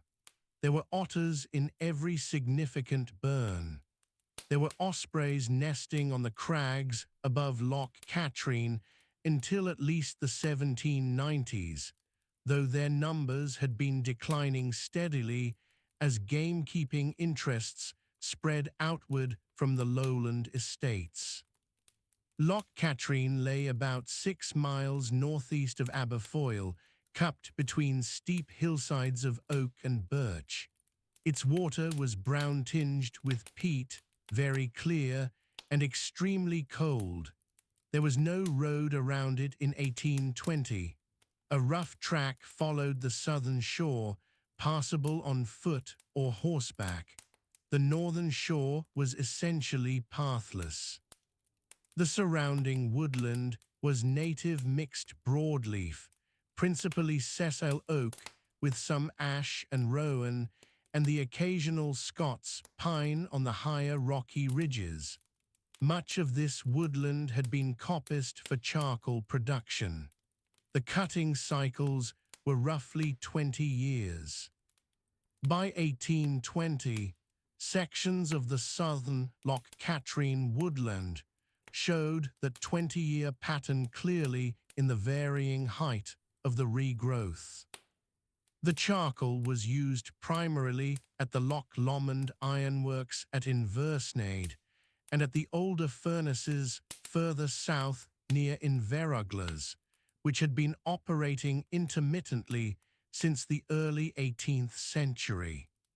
By 1820, the most intensive phase of woodland ironworking in the region was already past. The furnaces had shifted toward coal-fired processes, and many of the old cutting agreements had lapsed. The coppiced oak woods were left to grow beyond their old cutting cycles, becoming gradually shaggier and more varied in structure as the decades passed. The River Forth in its upper reaches near Loch Ard carried trout in very large numbers. They were fished from the banks with rod and line, but also with net in the broader pools. The right to net fish was held by the landowners, principally the Grahams of Aberfoyle. Tenants might fish with a rod. The taking of salmon was a more contested matter. Salmon moved up through the Forth system from the estuary, and by the time they reached the higher reaches near Aberfoyle, they had been running for some time. They were thinner than estuary fish, darker in colour. They were taken with leicesters, the barbed spears used in Scotland for centuries, on dark nights by torchlight. Loch Lomond received its salmon from the River Leven. The Leven was only about 7 miles long, and it fell quite steeply, dropping roughly 30 feet from the loch outflow at Balloch to the River Clyde at Dumbarton. This made it fast, especially in winter spate. Salmon running up from the Clyde entered the Leven from late summer onward. The fisheries on the Leven were commercially significant. Netting stations operated at several points on the lower river. The fish were sold fresh to Glasgow markets, or less often by 1820, packed in ice for longer journeys. The small harbour at Balloch in 1820 was a modest affair. It sat at the point where the River Leven emerged from the loch. There were timber jetties, roughly built, and a boathouse or two. The boats that worked the loch were mainly open clinker-built vessels of 15 to 20 feet, propelled by oar or sail. They carried passengers, small cargoes, peat, timber, and occasionally livestock between the islands and the shore settlements. The loch was the main road for the island communities, and for settlements like Luss and Tarbet on the western shore, where the landward tracks were poor. At Luss, the houses in 1820 were still largely the old low-roofed cottages of local rubble stone with turf or thatch. The village had not yet been rebuilt. That reconstruction, carried out by the Colquhoun estate in a more uniform style, came somewhat later in the century. In the 1820s, Luss was a working village. There was a ferry crossing to the eastern shore. There was a small fishing community. The women of the village worked at spinning, selling yarn to merchants who came up from the Vale of Laven mills. The slate quarries on the hillside above the village provided work for some of the men. The slate quarries at Luss had been working since at least the 17th century. The slate was a dark blue-grey, fine-grained and good for roofing. It was brought down the hillside on wooden sledges or on the backs of ponies and loaded onto boats at the shore. In 1820, the quarry was not a large operation. Perhaps a dozen men worked it in the busiest season. The waste rock from the cutting was tipped onto the hillside in pale grey fans that were visible from the water. Across the loch, the eastern shore was steeper and less settled. The old military road from Drymen to Inversnaid ran along this shore, climbing and dipping through the birch and oak. It had been built in the 1730s under General Wade's successor, Major Caulfield. By 1820, it was in poor repair in several stretches.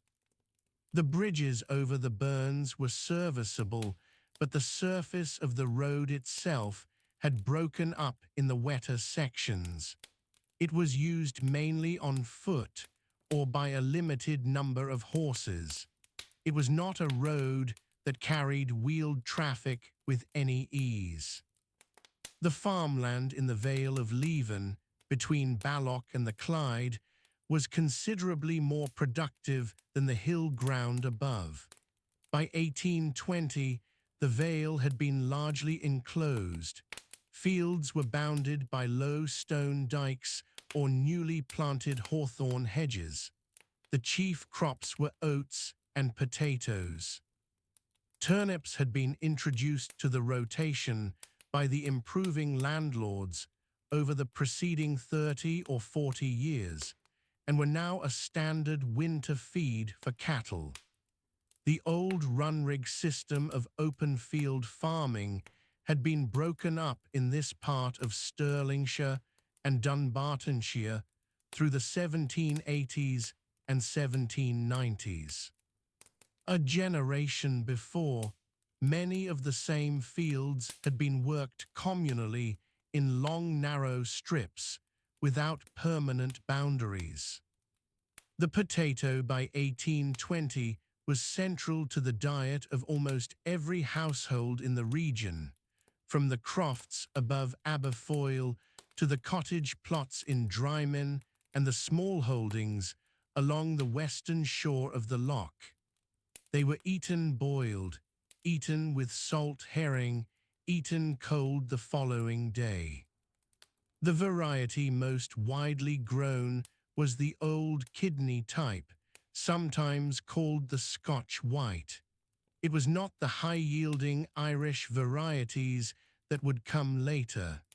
The yields were moderate, and the crop was vulnerable to wet summers, of which there were several in the 1820s. Oatmeal remained the other staple. It was ground at small mills on every substantial burn in the area. There was a meal mill at the Endrick Water near Drymen. There was another on the Blaine Water. The millstone came typically from the Clyde Valley quarries. The meal was stored in wooden meal arks, wooden chests with lids, kept in the driest corner of the cottage. A family's store of oatmeal at the start of winter was a practical matter of survival.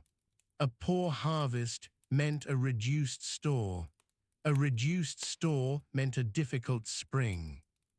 The summer grazings above Aberfoyle were managed on what was still, in some areas, a transhumance pattern. In the early 19th century, this practice was fading. But a generation before, in the 1780s and 1790s, it had been common enough for families to move their cattle to the shealing grounds on the high mossy plateaus above the main glens between May and September. The shealings were small stone-walled structures, barely large enough to shelter 2 or 3 people lying down. The cattle were milked each day, the milk converted into butter and cheese for carrying back to the main settlement at the end of the season. By 1820, most of these high grazing grounds in the Trossachs had been absorbed into the sheep runs of improving landlords. The Cheviot sheep had arrived in large numbers in the late 18th century, replacing the old small native black-faced stock on many of the upper grazings. The Cheviot was a larger, heavier animal with a white face. It was better suited to the lowland markets. It was not necessarily better suited to the Trossachs hills, which were wet and exposed, and the mortality in severe winters was sometimes considerable. The black-faced Highland sheep, the blackface, was not entirely displaced. It persisted on the rougher and higher ground, particularly on the northern flanks of the Trossachs hills above Loch Katrine. It was a harder animal. It could survive on coarser vegetation, and it could handle wet cold better than the Cheviot. By 1820, the 2 breeds occupied a rough vertical division. The Cheviots on the middle slopes where the grass was better, the blackface above them on the heather and scree. The Endrick water drains the southeastern end of Loch Lomond, entering through a flat marshy delta near Buchanan. In 1820, the Endrick was an important salmon river. It ran through farmland for much of its lower course, shallow and gravelly over wide stretches. In the upper reaches above Killern, it cut through hilly ground, darker and more peaty. The banks were lined in places with alder, which kept its roots in the water year-round and shaded the river through summer. The alders were occasionally cut for their timber, which was used for clog-making and for wooden vessels that needed to resist water. Alder wood hardens when it is kept permanently wet. The woodland cover across the whole Trossachs and Loch Lomond region in 1820 was already considerably less than it had been a century earlier. The great iron-smelting operations of the early 18th century had consumed enormous quantities of coppiced oak. The extension of sheep grazing had prevented regeneration on many hillsides, since sheep browsed the young growth before it could establish. The remaining native woodland clung to the steeper slopes and the rocky outcrops where sheep could not easily reach. On the islands of the southern loch, where no sheep grazed, the old oak and ash woodland had survived in a relatively intact form. Inchmarine, the largest of the Loch Islands, supported a small community of seasonal workers and 1 or 2 permanent households in the 1820s. There were ruins of a much older castle on the island and a farmstead that kept cattle through the warmer months. The cattle were brought over by boat in late spring and taken back before the autumn storms made the crossings unreliable. The island was sheltered enough to produce reasonable grass.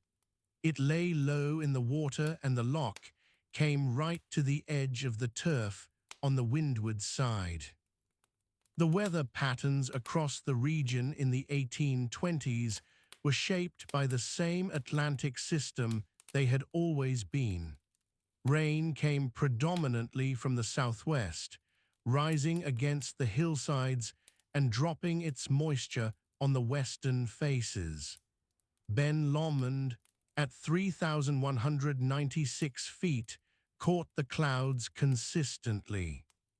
The eastern side of the watershed around the Trossachs was somewhat drier, but not dramatically so. Annual rainfall at Aberfoyle was somewhere above 60 inches in most years, with the months of October through January the wettest. Snow came to the higher ground by November in most years, and the upper slopes of Ben Lomond might hold patches of snow into late April or even early May in a cold season. The peat bogs of the Trossachs interior held this water long after it fell. The sphagnum moss that built the bog surface acted as a sponge, absorbing rainfall and releasing it slowly into the burns. This meant that the burns ran through summer even in dry spells, and that the floods after heavy rain were slower to arrive and longer to subside than they would be on bare mineral ground. The character of every stream in the region was shaped by the peat above it. The water that came off the Flanders moss into the upper Forth was dark and acid, soft to the touch, and tasted of nothing but the land it had passed through.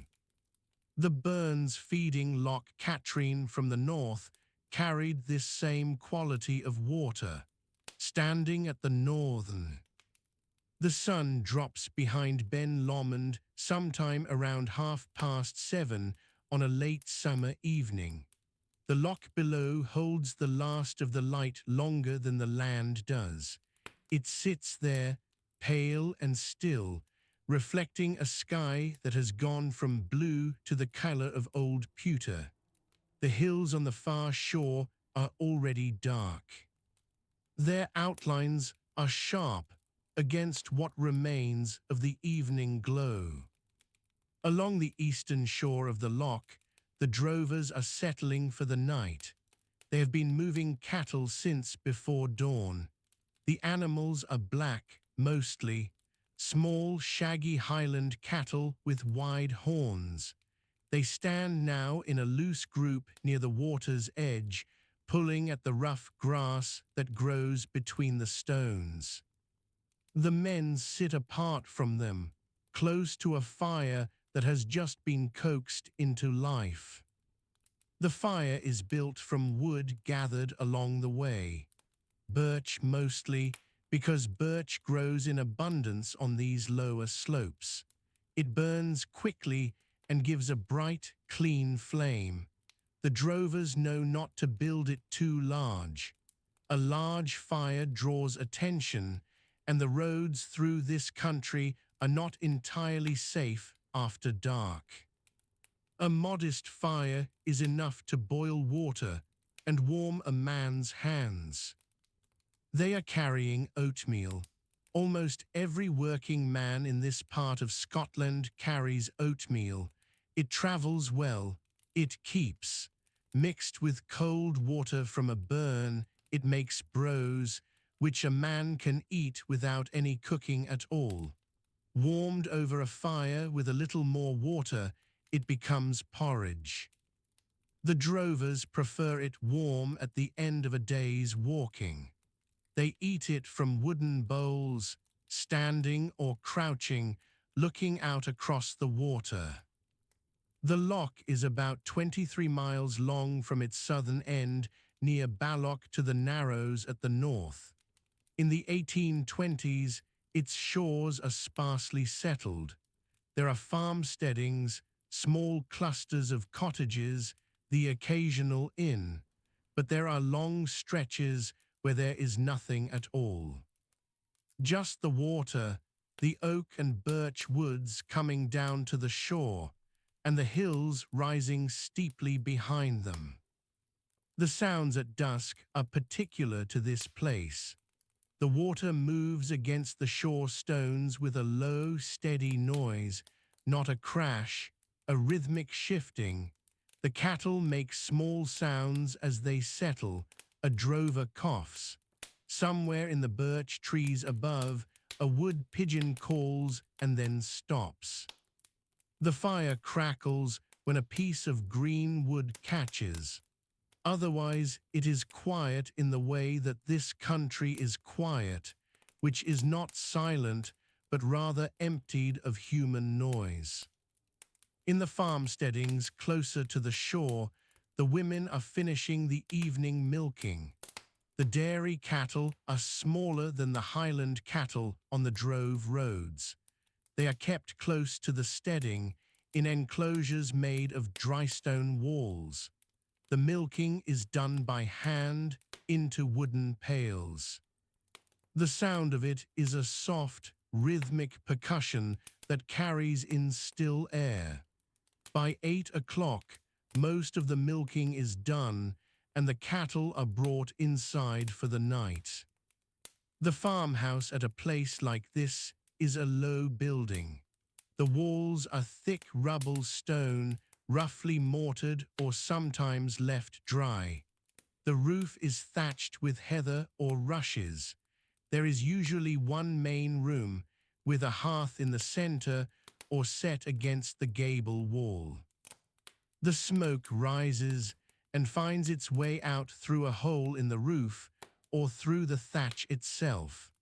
By evening, the inside of such a house smells of peat smoke and cooked food, and the particular warm smell of people who have been working outdoors. Peat is the fuel here. It has been cut earlier in the summer, stacked to dry on the hillsides, and brought down to be stored near the house. A family will have spent several days in May or June cutting peat from the mosses on the higher ground. The work is done with a special spade called a flafter spade, which cuts the peat into flat slabs. Those slabs are left to dry in the wind and then stacked into small towers called ruckles. By autumn, the peat is dry enough to burn well. The evening fire is built up from a base of embers that has been kept alive all day. You do not let the fire go out if you can help it. Relighting it is difficult and slow. The women tend to it. They add peat from the stack by the door, building the fire gradually until the room is warm enough. The smoke hangs near the ceiling. It keeps midges away, which is a practical consideration in August, when the midges in this part of the Trossachs and around the loch are at their worst. The meal being prepared is simple. Oatmeal again, for the household as well as the drovers. But there is also kyle, which is a kind of rough cabbage or curly kale, grown in a small kitchen garden behind the house. It is boiled in an iron pot over the fire. The pot hangs from a chain fixed to a beam above the hearth. The water for boiling comes from a burn nearby. Every working farmsteading in this country is built within reach of running water. There may be some salt herring. Barrels of salt herring come up from the Clyde ports and are traded at the small markets along the loch roads. They are cheap, they keep for months in the barrel, and they add salt and protein to a diet that can otherwise be monotonous. The herring is soaked overnight to draw out some of the salt, then cooked simply, fried in a pan or boiled with the kyle. The smell of it fills the house long after the meal is done. The bairns are brought in before full dark. They have been outside since morning. In summer, children on these farms work alongside the adults. They carry water, gather fuel, help with the younger animals. Older children may have spent the day on the sheilings, the summer grazing grounds up on the higher slopes. They go up with the cattle in June and stay through August, living in rough stone huts called bothies. By late August, they are beginning to come back down.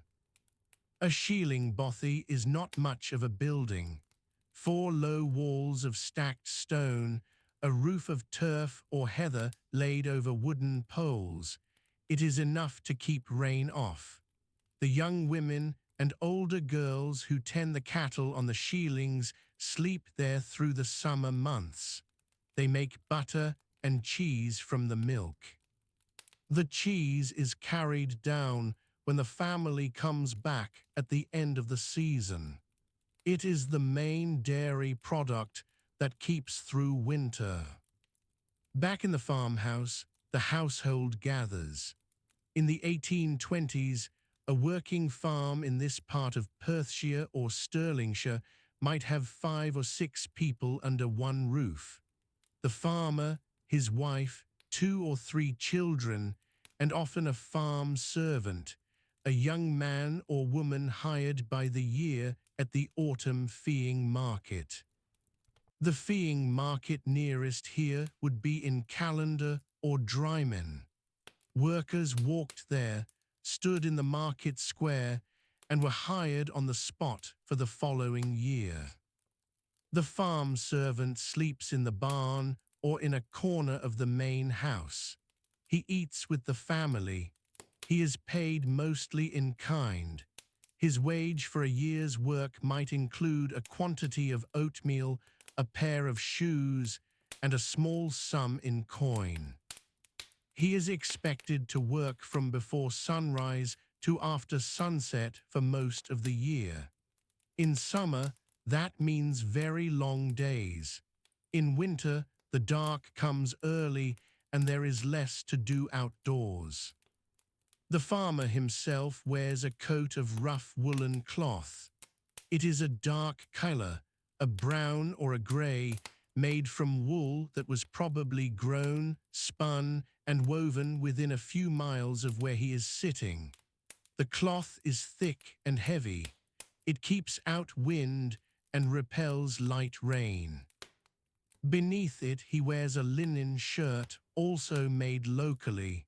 His trousers are tied at the knee. He wears woolen stockings and leather brogues. The brogues are not elegant. They are thick-soled and heavy, suited to the wet ground. His wife wears a linen cap and a linen shift under a wool petticoat and a plain outer garment pinned at the shoulder. She may have a shawl, also wool, for warmth in the evenings.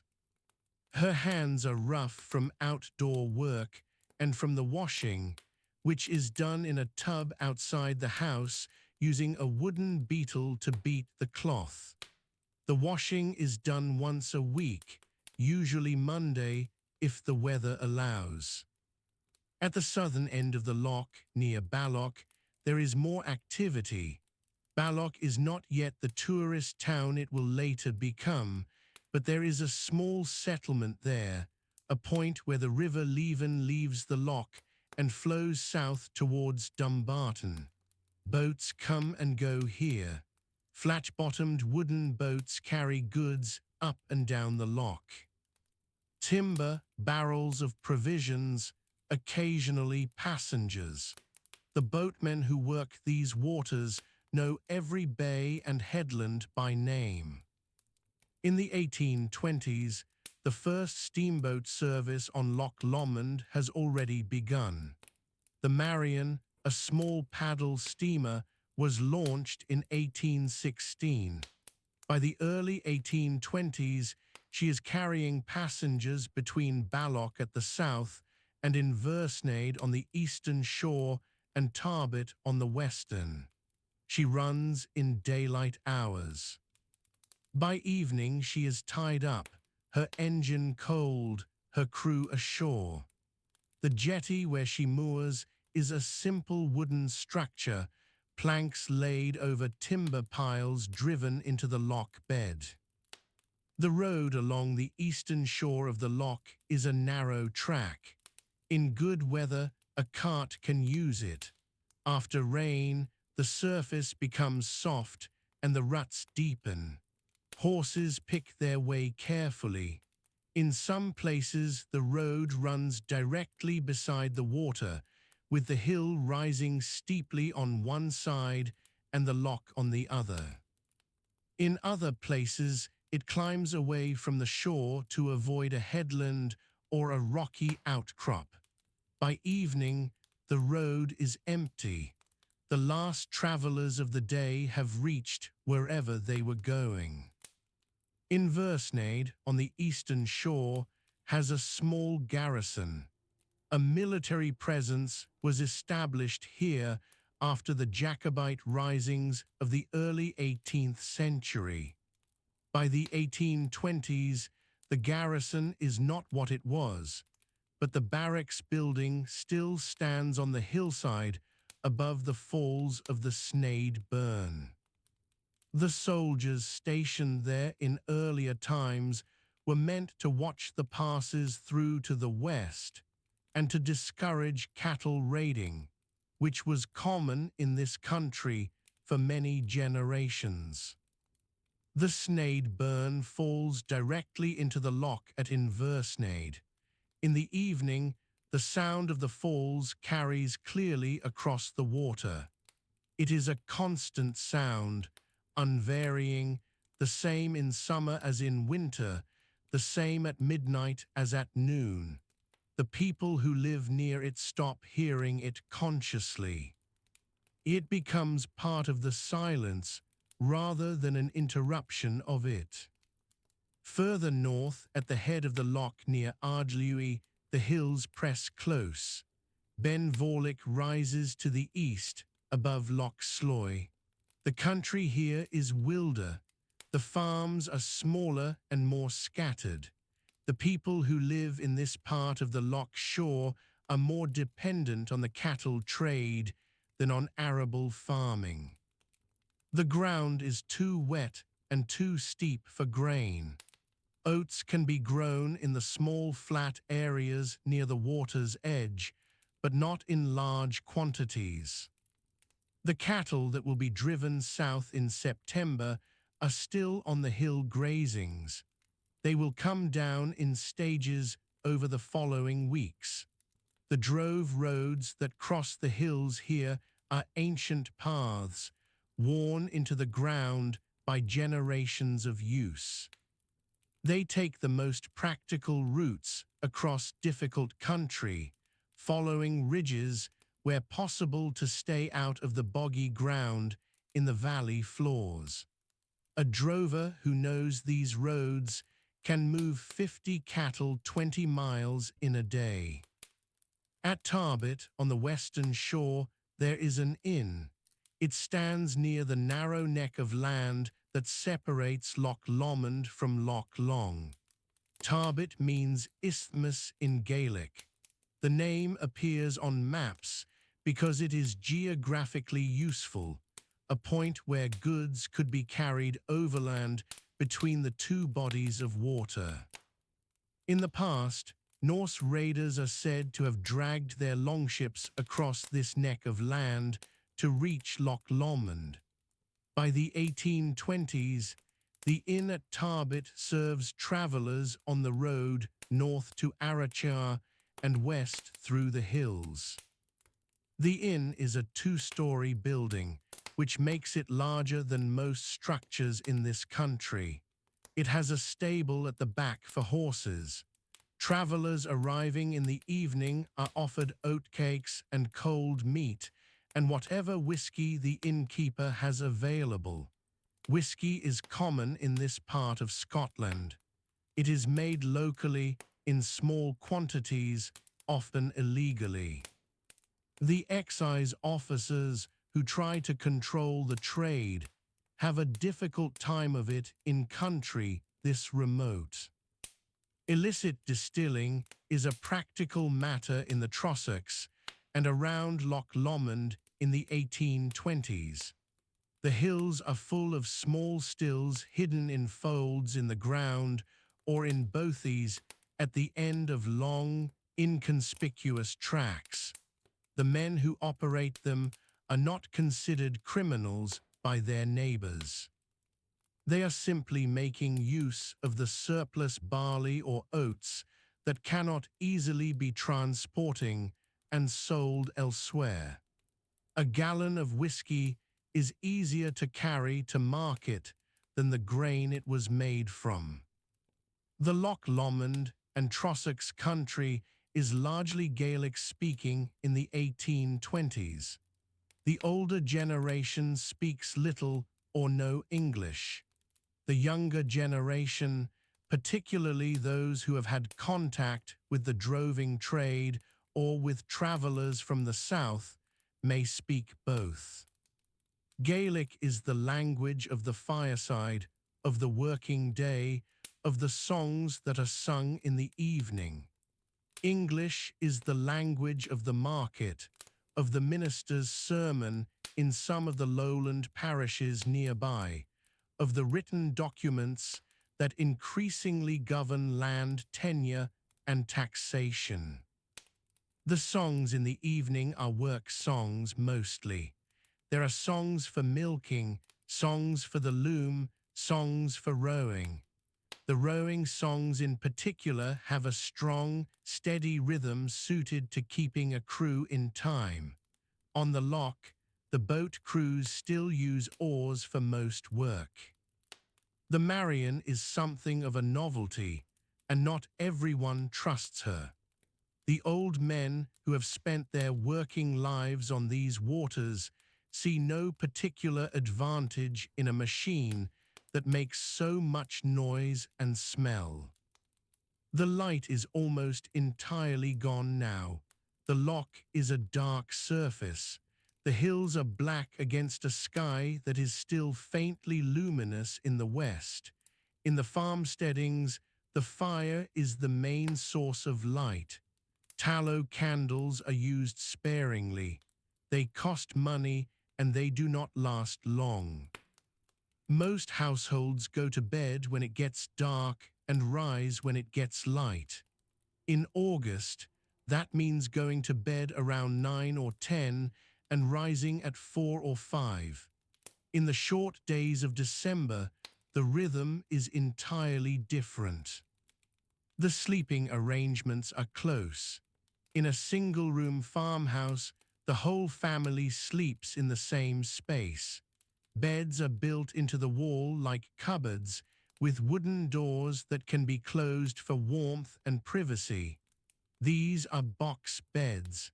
They are lined with heather or with straw if straw is available, over which a rough blanket is laid. The box bed is warm because the doors hold in the body heat of the people sleeping inside. In a cold winter, this matters a great deal. The farm servant may sleep on a straw pallet near the hearth, or he may sleep in the byre, the building where the cattle are kept at night, which is warm from the animals. The byre and the house are sometimes connected under one roof, a longhouse arrangement that is practical in cold and wet weather. The heat from the cattle drifts through into the living space. The smell drifts through too, but that is not remarkable. The smell of animals is simply part of the smell of the house. Outside, the cattle have settled. The last of the evening's birdsong has stopped. The drovers by the loch shore are quiet now, rolled in their plough. The last light goes from the western sky somewhere around 9 o'clock in late summer. In winter, it is gone well before 5. The hills hold the darkness in a particular way here. They press it down toward the water. Loch Lomond lies still at this hour. The surface takes whatever light remains from the stars and holds it flat. There are no gas lamps on these shores. There are no street lamps of any kind beyond the small towns to the south. Out here, in the 1820s, darkness is complete and it is ordinary. The village of Luss sits on the western shore of the loch. A handful of stone cottages face the water. Their walls are rubble-built, lime-mortared, low against the wind. By 9 in the evening, the peat fires inside have burned down to a steady orange glow. The smoke rises through the thatch or through a simple stone chimney, and it drifts south if there is any breeze at all coming down from Glen Luss behind. A dog moves along the track between the cottages. It is not hurrying. It stops at the edge of the shore where the gravel begins. The water makes a small sound against the stones, a slow, patient push and pull. The dog stands there for a moment, then turns back. The fishing boats are pulled up on that gravel. They are small open vessels, clinker-built, with a single mast that is unstepped at night and laid along the thwarts. The nets are folded over the gunwales or spread across wooden frames to dry. They were out before dawn this morning. They will be out again before dawn tomorrow. The men who row them are already in bed. Sleep comes early in a working village in the 1820s. There is no reason to stay up. Candles cost money. Tallow dips give a poor light and a worse smell. A rushlight burned in a clip of iron will last perhaps an hour. Once the fire is banked and the animals are settled, there is very little to keep a person awake. The cattle in the Glen Luss farms have been brought down from the higher pastures by mid-October. They stand in their byres through the night, and the byre is often built against the end of the cottage itself, sharing a wall, sharing some heat. In the 1820s, this arrangement is common in the Western Highlands and the Trossachs alike. The warmth of the animals drifts through the stone. It is practical. It has always been practical. Those cattle are the black cattle of the Highlands, small and hardy, with wide horns. They have spent the summer on the high ground, moving with the herds along routes that have been used for centuries. By September, they are fat enough. Many of them will be walked south and east to the trysts at Crieff or Falkirk before the season ends. But the ones kept back for winter milk and breeding stand now in the byre darkness, breathing slowly, shifting their weight from foot to foot on the compacted earth floor. The sheep are higher up, on the slopes of Ben Lomond and on the rounded hills behind Aberfoyle. Flocks of blackface sheep are still out on the open ground. They do not need bringing in. They are bred for this. In the darkness, they are simply shapes among the bracken, pale against the hill when the moon is up, invisible when it is not. An owl passes over them, and they do not move. The owl is a tawny owl. It hunts the lower edge of the tree line, where the old oakwood clings to the slopes above the loch. That oakwood was managed for charcoal not many decades before. The coppice stools are still there, thick multi-stemmed growths at the base where the woodcutters cut and let regrow. Iron smelting at Inversnaid used that charcoal, and there were furnaces at Loch Lomond side and further into the Trossachs. By the 1820s, The charcoal iron trade has moved on, but the oak is still being worked. The bark is stripped and sent south for the tanning of leather. The timber goes to coopers and boat builders. Nothing in these woods is idle. But at this hour the woods are quiet. The last of the bark peelers and woodcutters went home before dusk. Their tools are stacked at the base of a tree or leaned against a low shelter of branches and canvas. Tomorrow morning they will be back before full light. Aberfoyle lies inland, in a hollow where the River Forth begins to find itself. In the 1820s, it is a small place, a clachan more than a town, with an inn, a church, and scattered houses along the track that comes in from Stirling to the east. The Stirling Road is turnpiked. It carries wheeled traffic. The coaches that come through in summer carrying passengers toward the Trossachs, and the carts that carry meal and goods in both directions all year. The inn at Aberfoyle takes in travellers. By 10 at night, the fire in the public room has been left to settle. The innkeeper's family is upstairs. One or two men who have come off the road sit near the hearth with their coats still on. The room smells of peat smoke, wet wool, and the tallow of the single lamp on the table. It is a quiet room. The conversation, if there was any, has stopped. The road outside is empty. The track that turns north toward the Trossachs proper is rougher than the turnpike, more a droving road than a carriage road. The Trossachs themselves, the short, wooded gorge between Loch Atray and Loch Katrine, are not yet the tourist destination they will become after the railway reaches Stirling in 1848. In the 1820s, a few travellers make the effort. Some have read Walter Scott. Some have rode on Loch Katrine already, but tonight there is nobody on that road. The trees close over it. The burn runs beside it in the dark. Loch Katrine sits at roughly 300 feet above sea level. Its water is cold even in August. In late October, it is very cold indeed. The loch is about 8 miles long, running broadly east to west, with steep wooded slopes on the south side and more open ground to the north.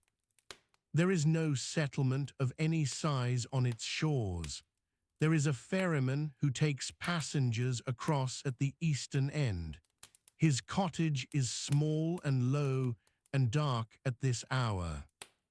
The mountains to the north and west of Loch Katrine hold snow from November onward, sometimes from October. Benvenue rises to 2,393 feet on the south side of the loch. Its upper slopes are bare of trees. In moonlight, the rock shows pale against the sky. There is no path over it that would be called safe at night. Closer to the loch, the native woodland runs along the water's edge, birch mostly, with rowan and alder in the wet ground. The alders stand in the shallows where the burns come in. Their roots grip the gravel below the waterline. Their branches are bare from late October. In the darkness, they are thin shapes above the pale movement of water. A heron stands in the shallows at the eastern end of the loch. It has been standing there for some time. It does not move. Somewhere on the far shore, a fox calls once, a high, clipped sound, and then there is silence. The silence in the Trossachs at night in the 1820s is different from silence elsewhere. It is not the silence of emptiness. It is the silence of a place where all the day's work has simply stopped, where everything that was moving has come to rest. The wind drops after dark on many nights here. The glens funnel and then release it, and by midnight it is often calm. The water on the smaller lochs becomes glassy. Loch Ard, southwest of Aberfoyle, lies flat and black. The hills around it are not high, but they are close, and they shut out whatever sky might give light. A pair of black-throated divers rests on the water somewhere toward the middle of the loch. They make no sound. They have been there since dusk. To the south, toward Drymen and the low ground at the foot of Loch Lomond, the land opens out a little. The village of Drymen is a planned village, more formally laid out than the scattered townships of the glens. It has a square, a church, a smithy. The smithy fire has been out for hours. The anvil is cold. The tools are racked along the wall. The smith is in his house next door, and the house is dark. The smithy served the drovers as much as the local farmers. This is a country defined by the movement of animals. The drove roads come down from the north and west, converging on the low crossing points at the foot of Loch Lomond, moving the black cattle south toward the lowlands. In summer and autumn, those roads are busy. In November, they are quiet. The last of the season's great droves has already passed through. The drovers themselves slept in the open or in simple shelters called stance fields at recognized stopping points along the route. They carried oatmeal in a bag at their belt and ate it mixed with cold water from a burn. They wore belted plaids and heavy brogans. Their dogs worked the flanks of the herd without being told. By the time they reached Falkirk or Crieff, some of those men had walked more than 100 miles. But that is finished for this year. The roads are quiet and the stance fields are empty. The cattle that made the journey south are now in the hands of dealers and butchers in the lowland towns. The drovers who walked them there are back in their own glens. In the farms on the lower slopes of the Trossachs hills, the harvest is in. It was taken in September, and it was oats in most of these fields. The oats were cut with a sickle and bound into sheaves and stooked in the field to dry. Then they were carried to the stackyard and thatched against the rain. The thatch is heather rope, twisted and weighted at the bottom with stones. The stacks stand in rows in the yard, rounded at the top, dark against the night sky. The farmhouse is stone-built, single-story in some cases, 2 stories in others. The walls are thick. The windows are small and set deep, with wooden shutters on the inside. At night, those shutters are closed. No light comes through. From outside, in the dark, the farmhouse is simply a mass of darker shadow against the hillside. Inside, the family sleeps. The farmer and his wife in one bed, the children in another, or in a box bed built into the wall beside the fire. A farm servant, a hind or a ploughman, sleeps in the loft above, reached by a ladder. There may be a woman servant as well, a dairy maid, sleeping in a small room near the dairy.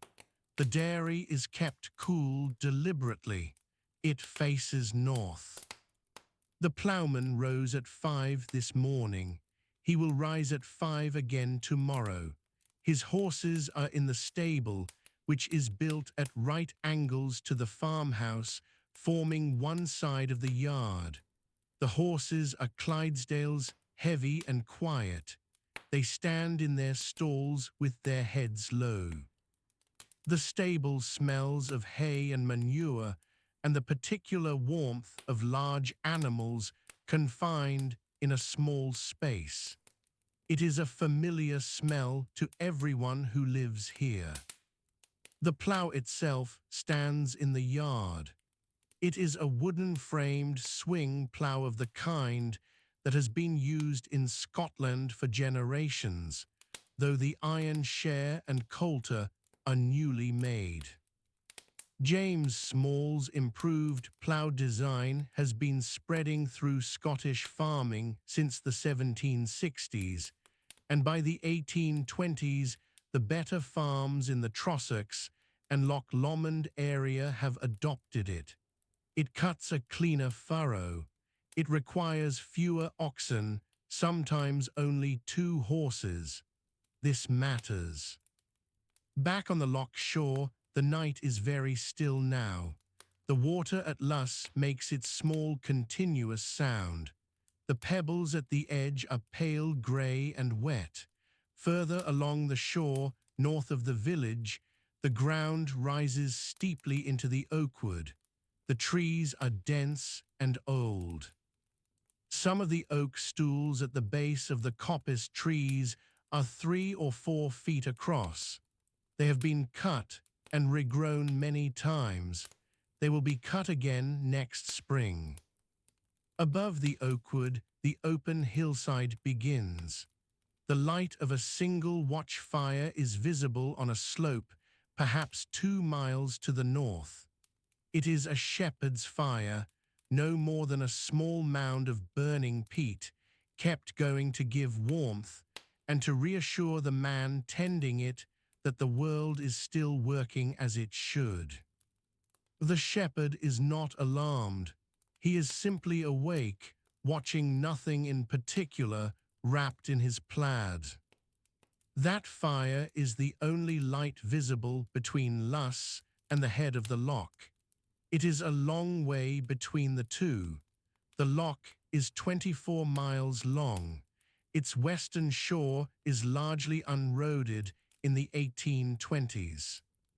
There is a track that comes and goes along the water's edge, disappearing into the rocks and trees, reappearing on a gravel beach. No coach can travel it. A rider can, slowly, in daylight. The eastern shore is somewhat more accessible. A road of sorts follows it south from Inversnaid to Inveruglas and down toward Balloch, but even this road is rough. The turnpike does not extend this far.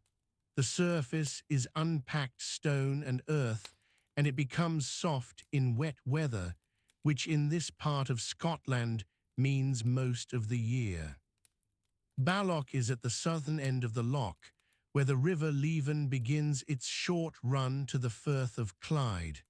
In the 1820s, Balloch is a landing point, a place where boats come in and goods change hands between water and road. There is a small quay. Flat-bottomed lighters carry timber and meal and stone along the loch.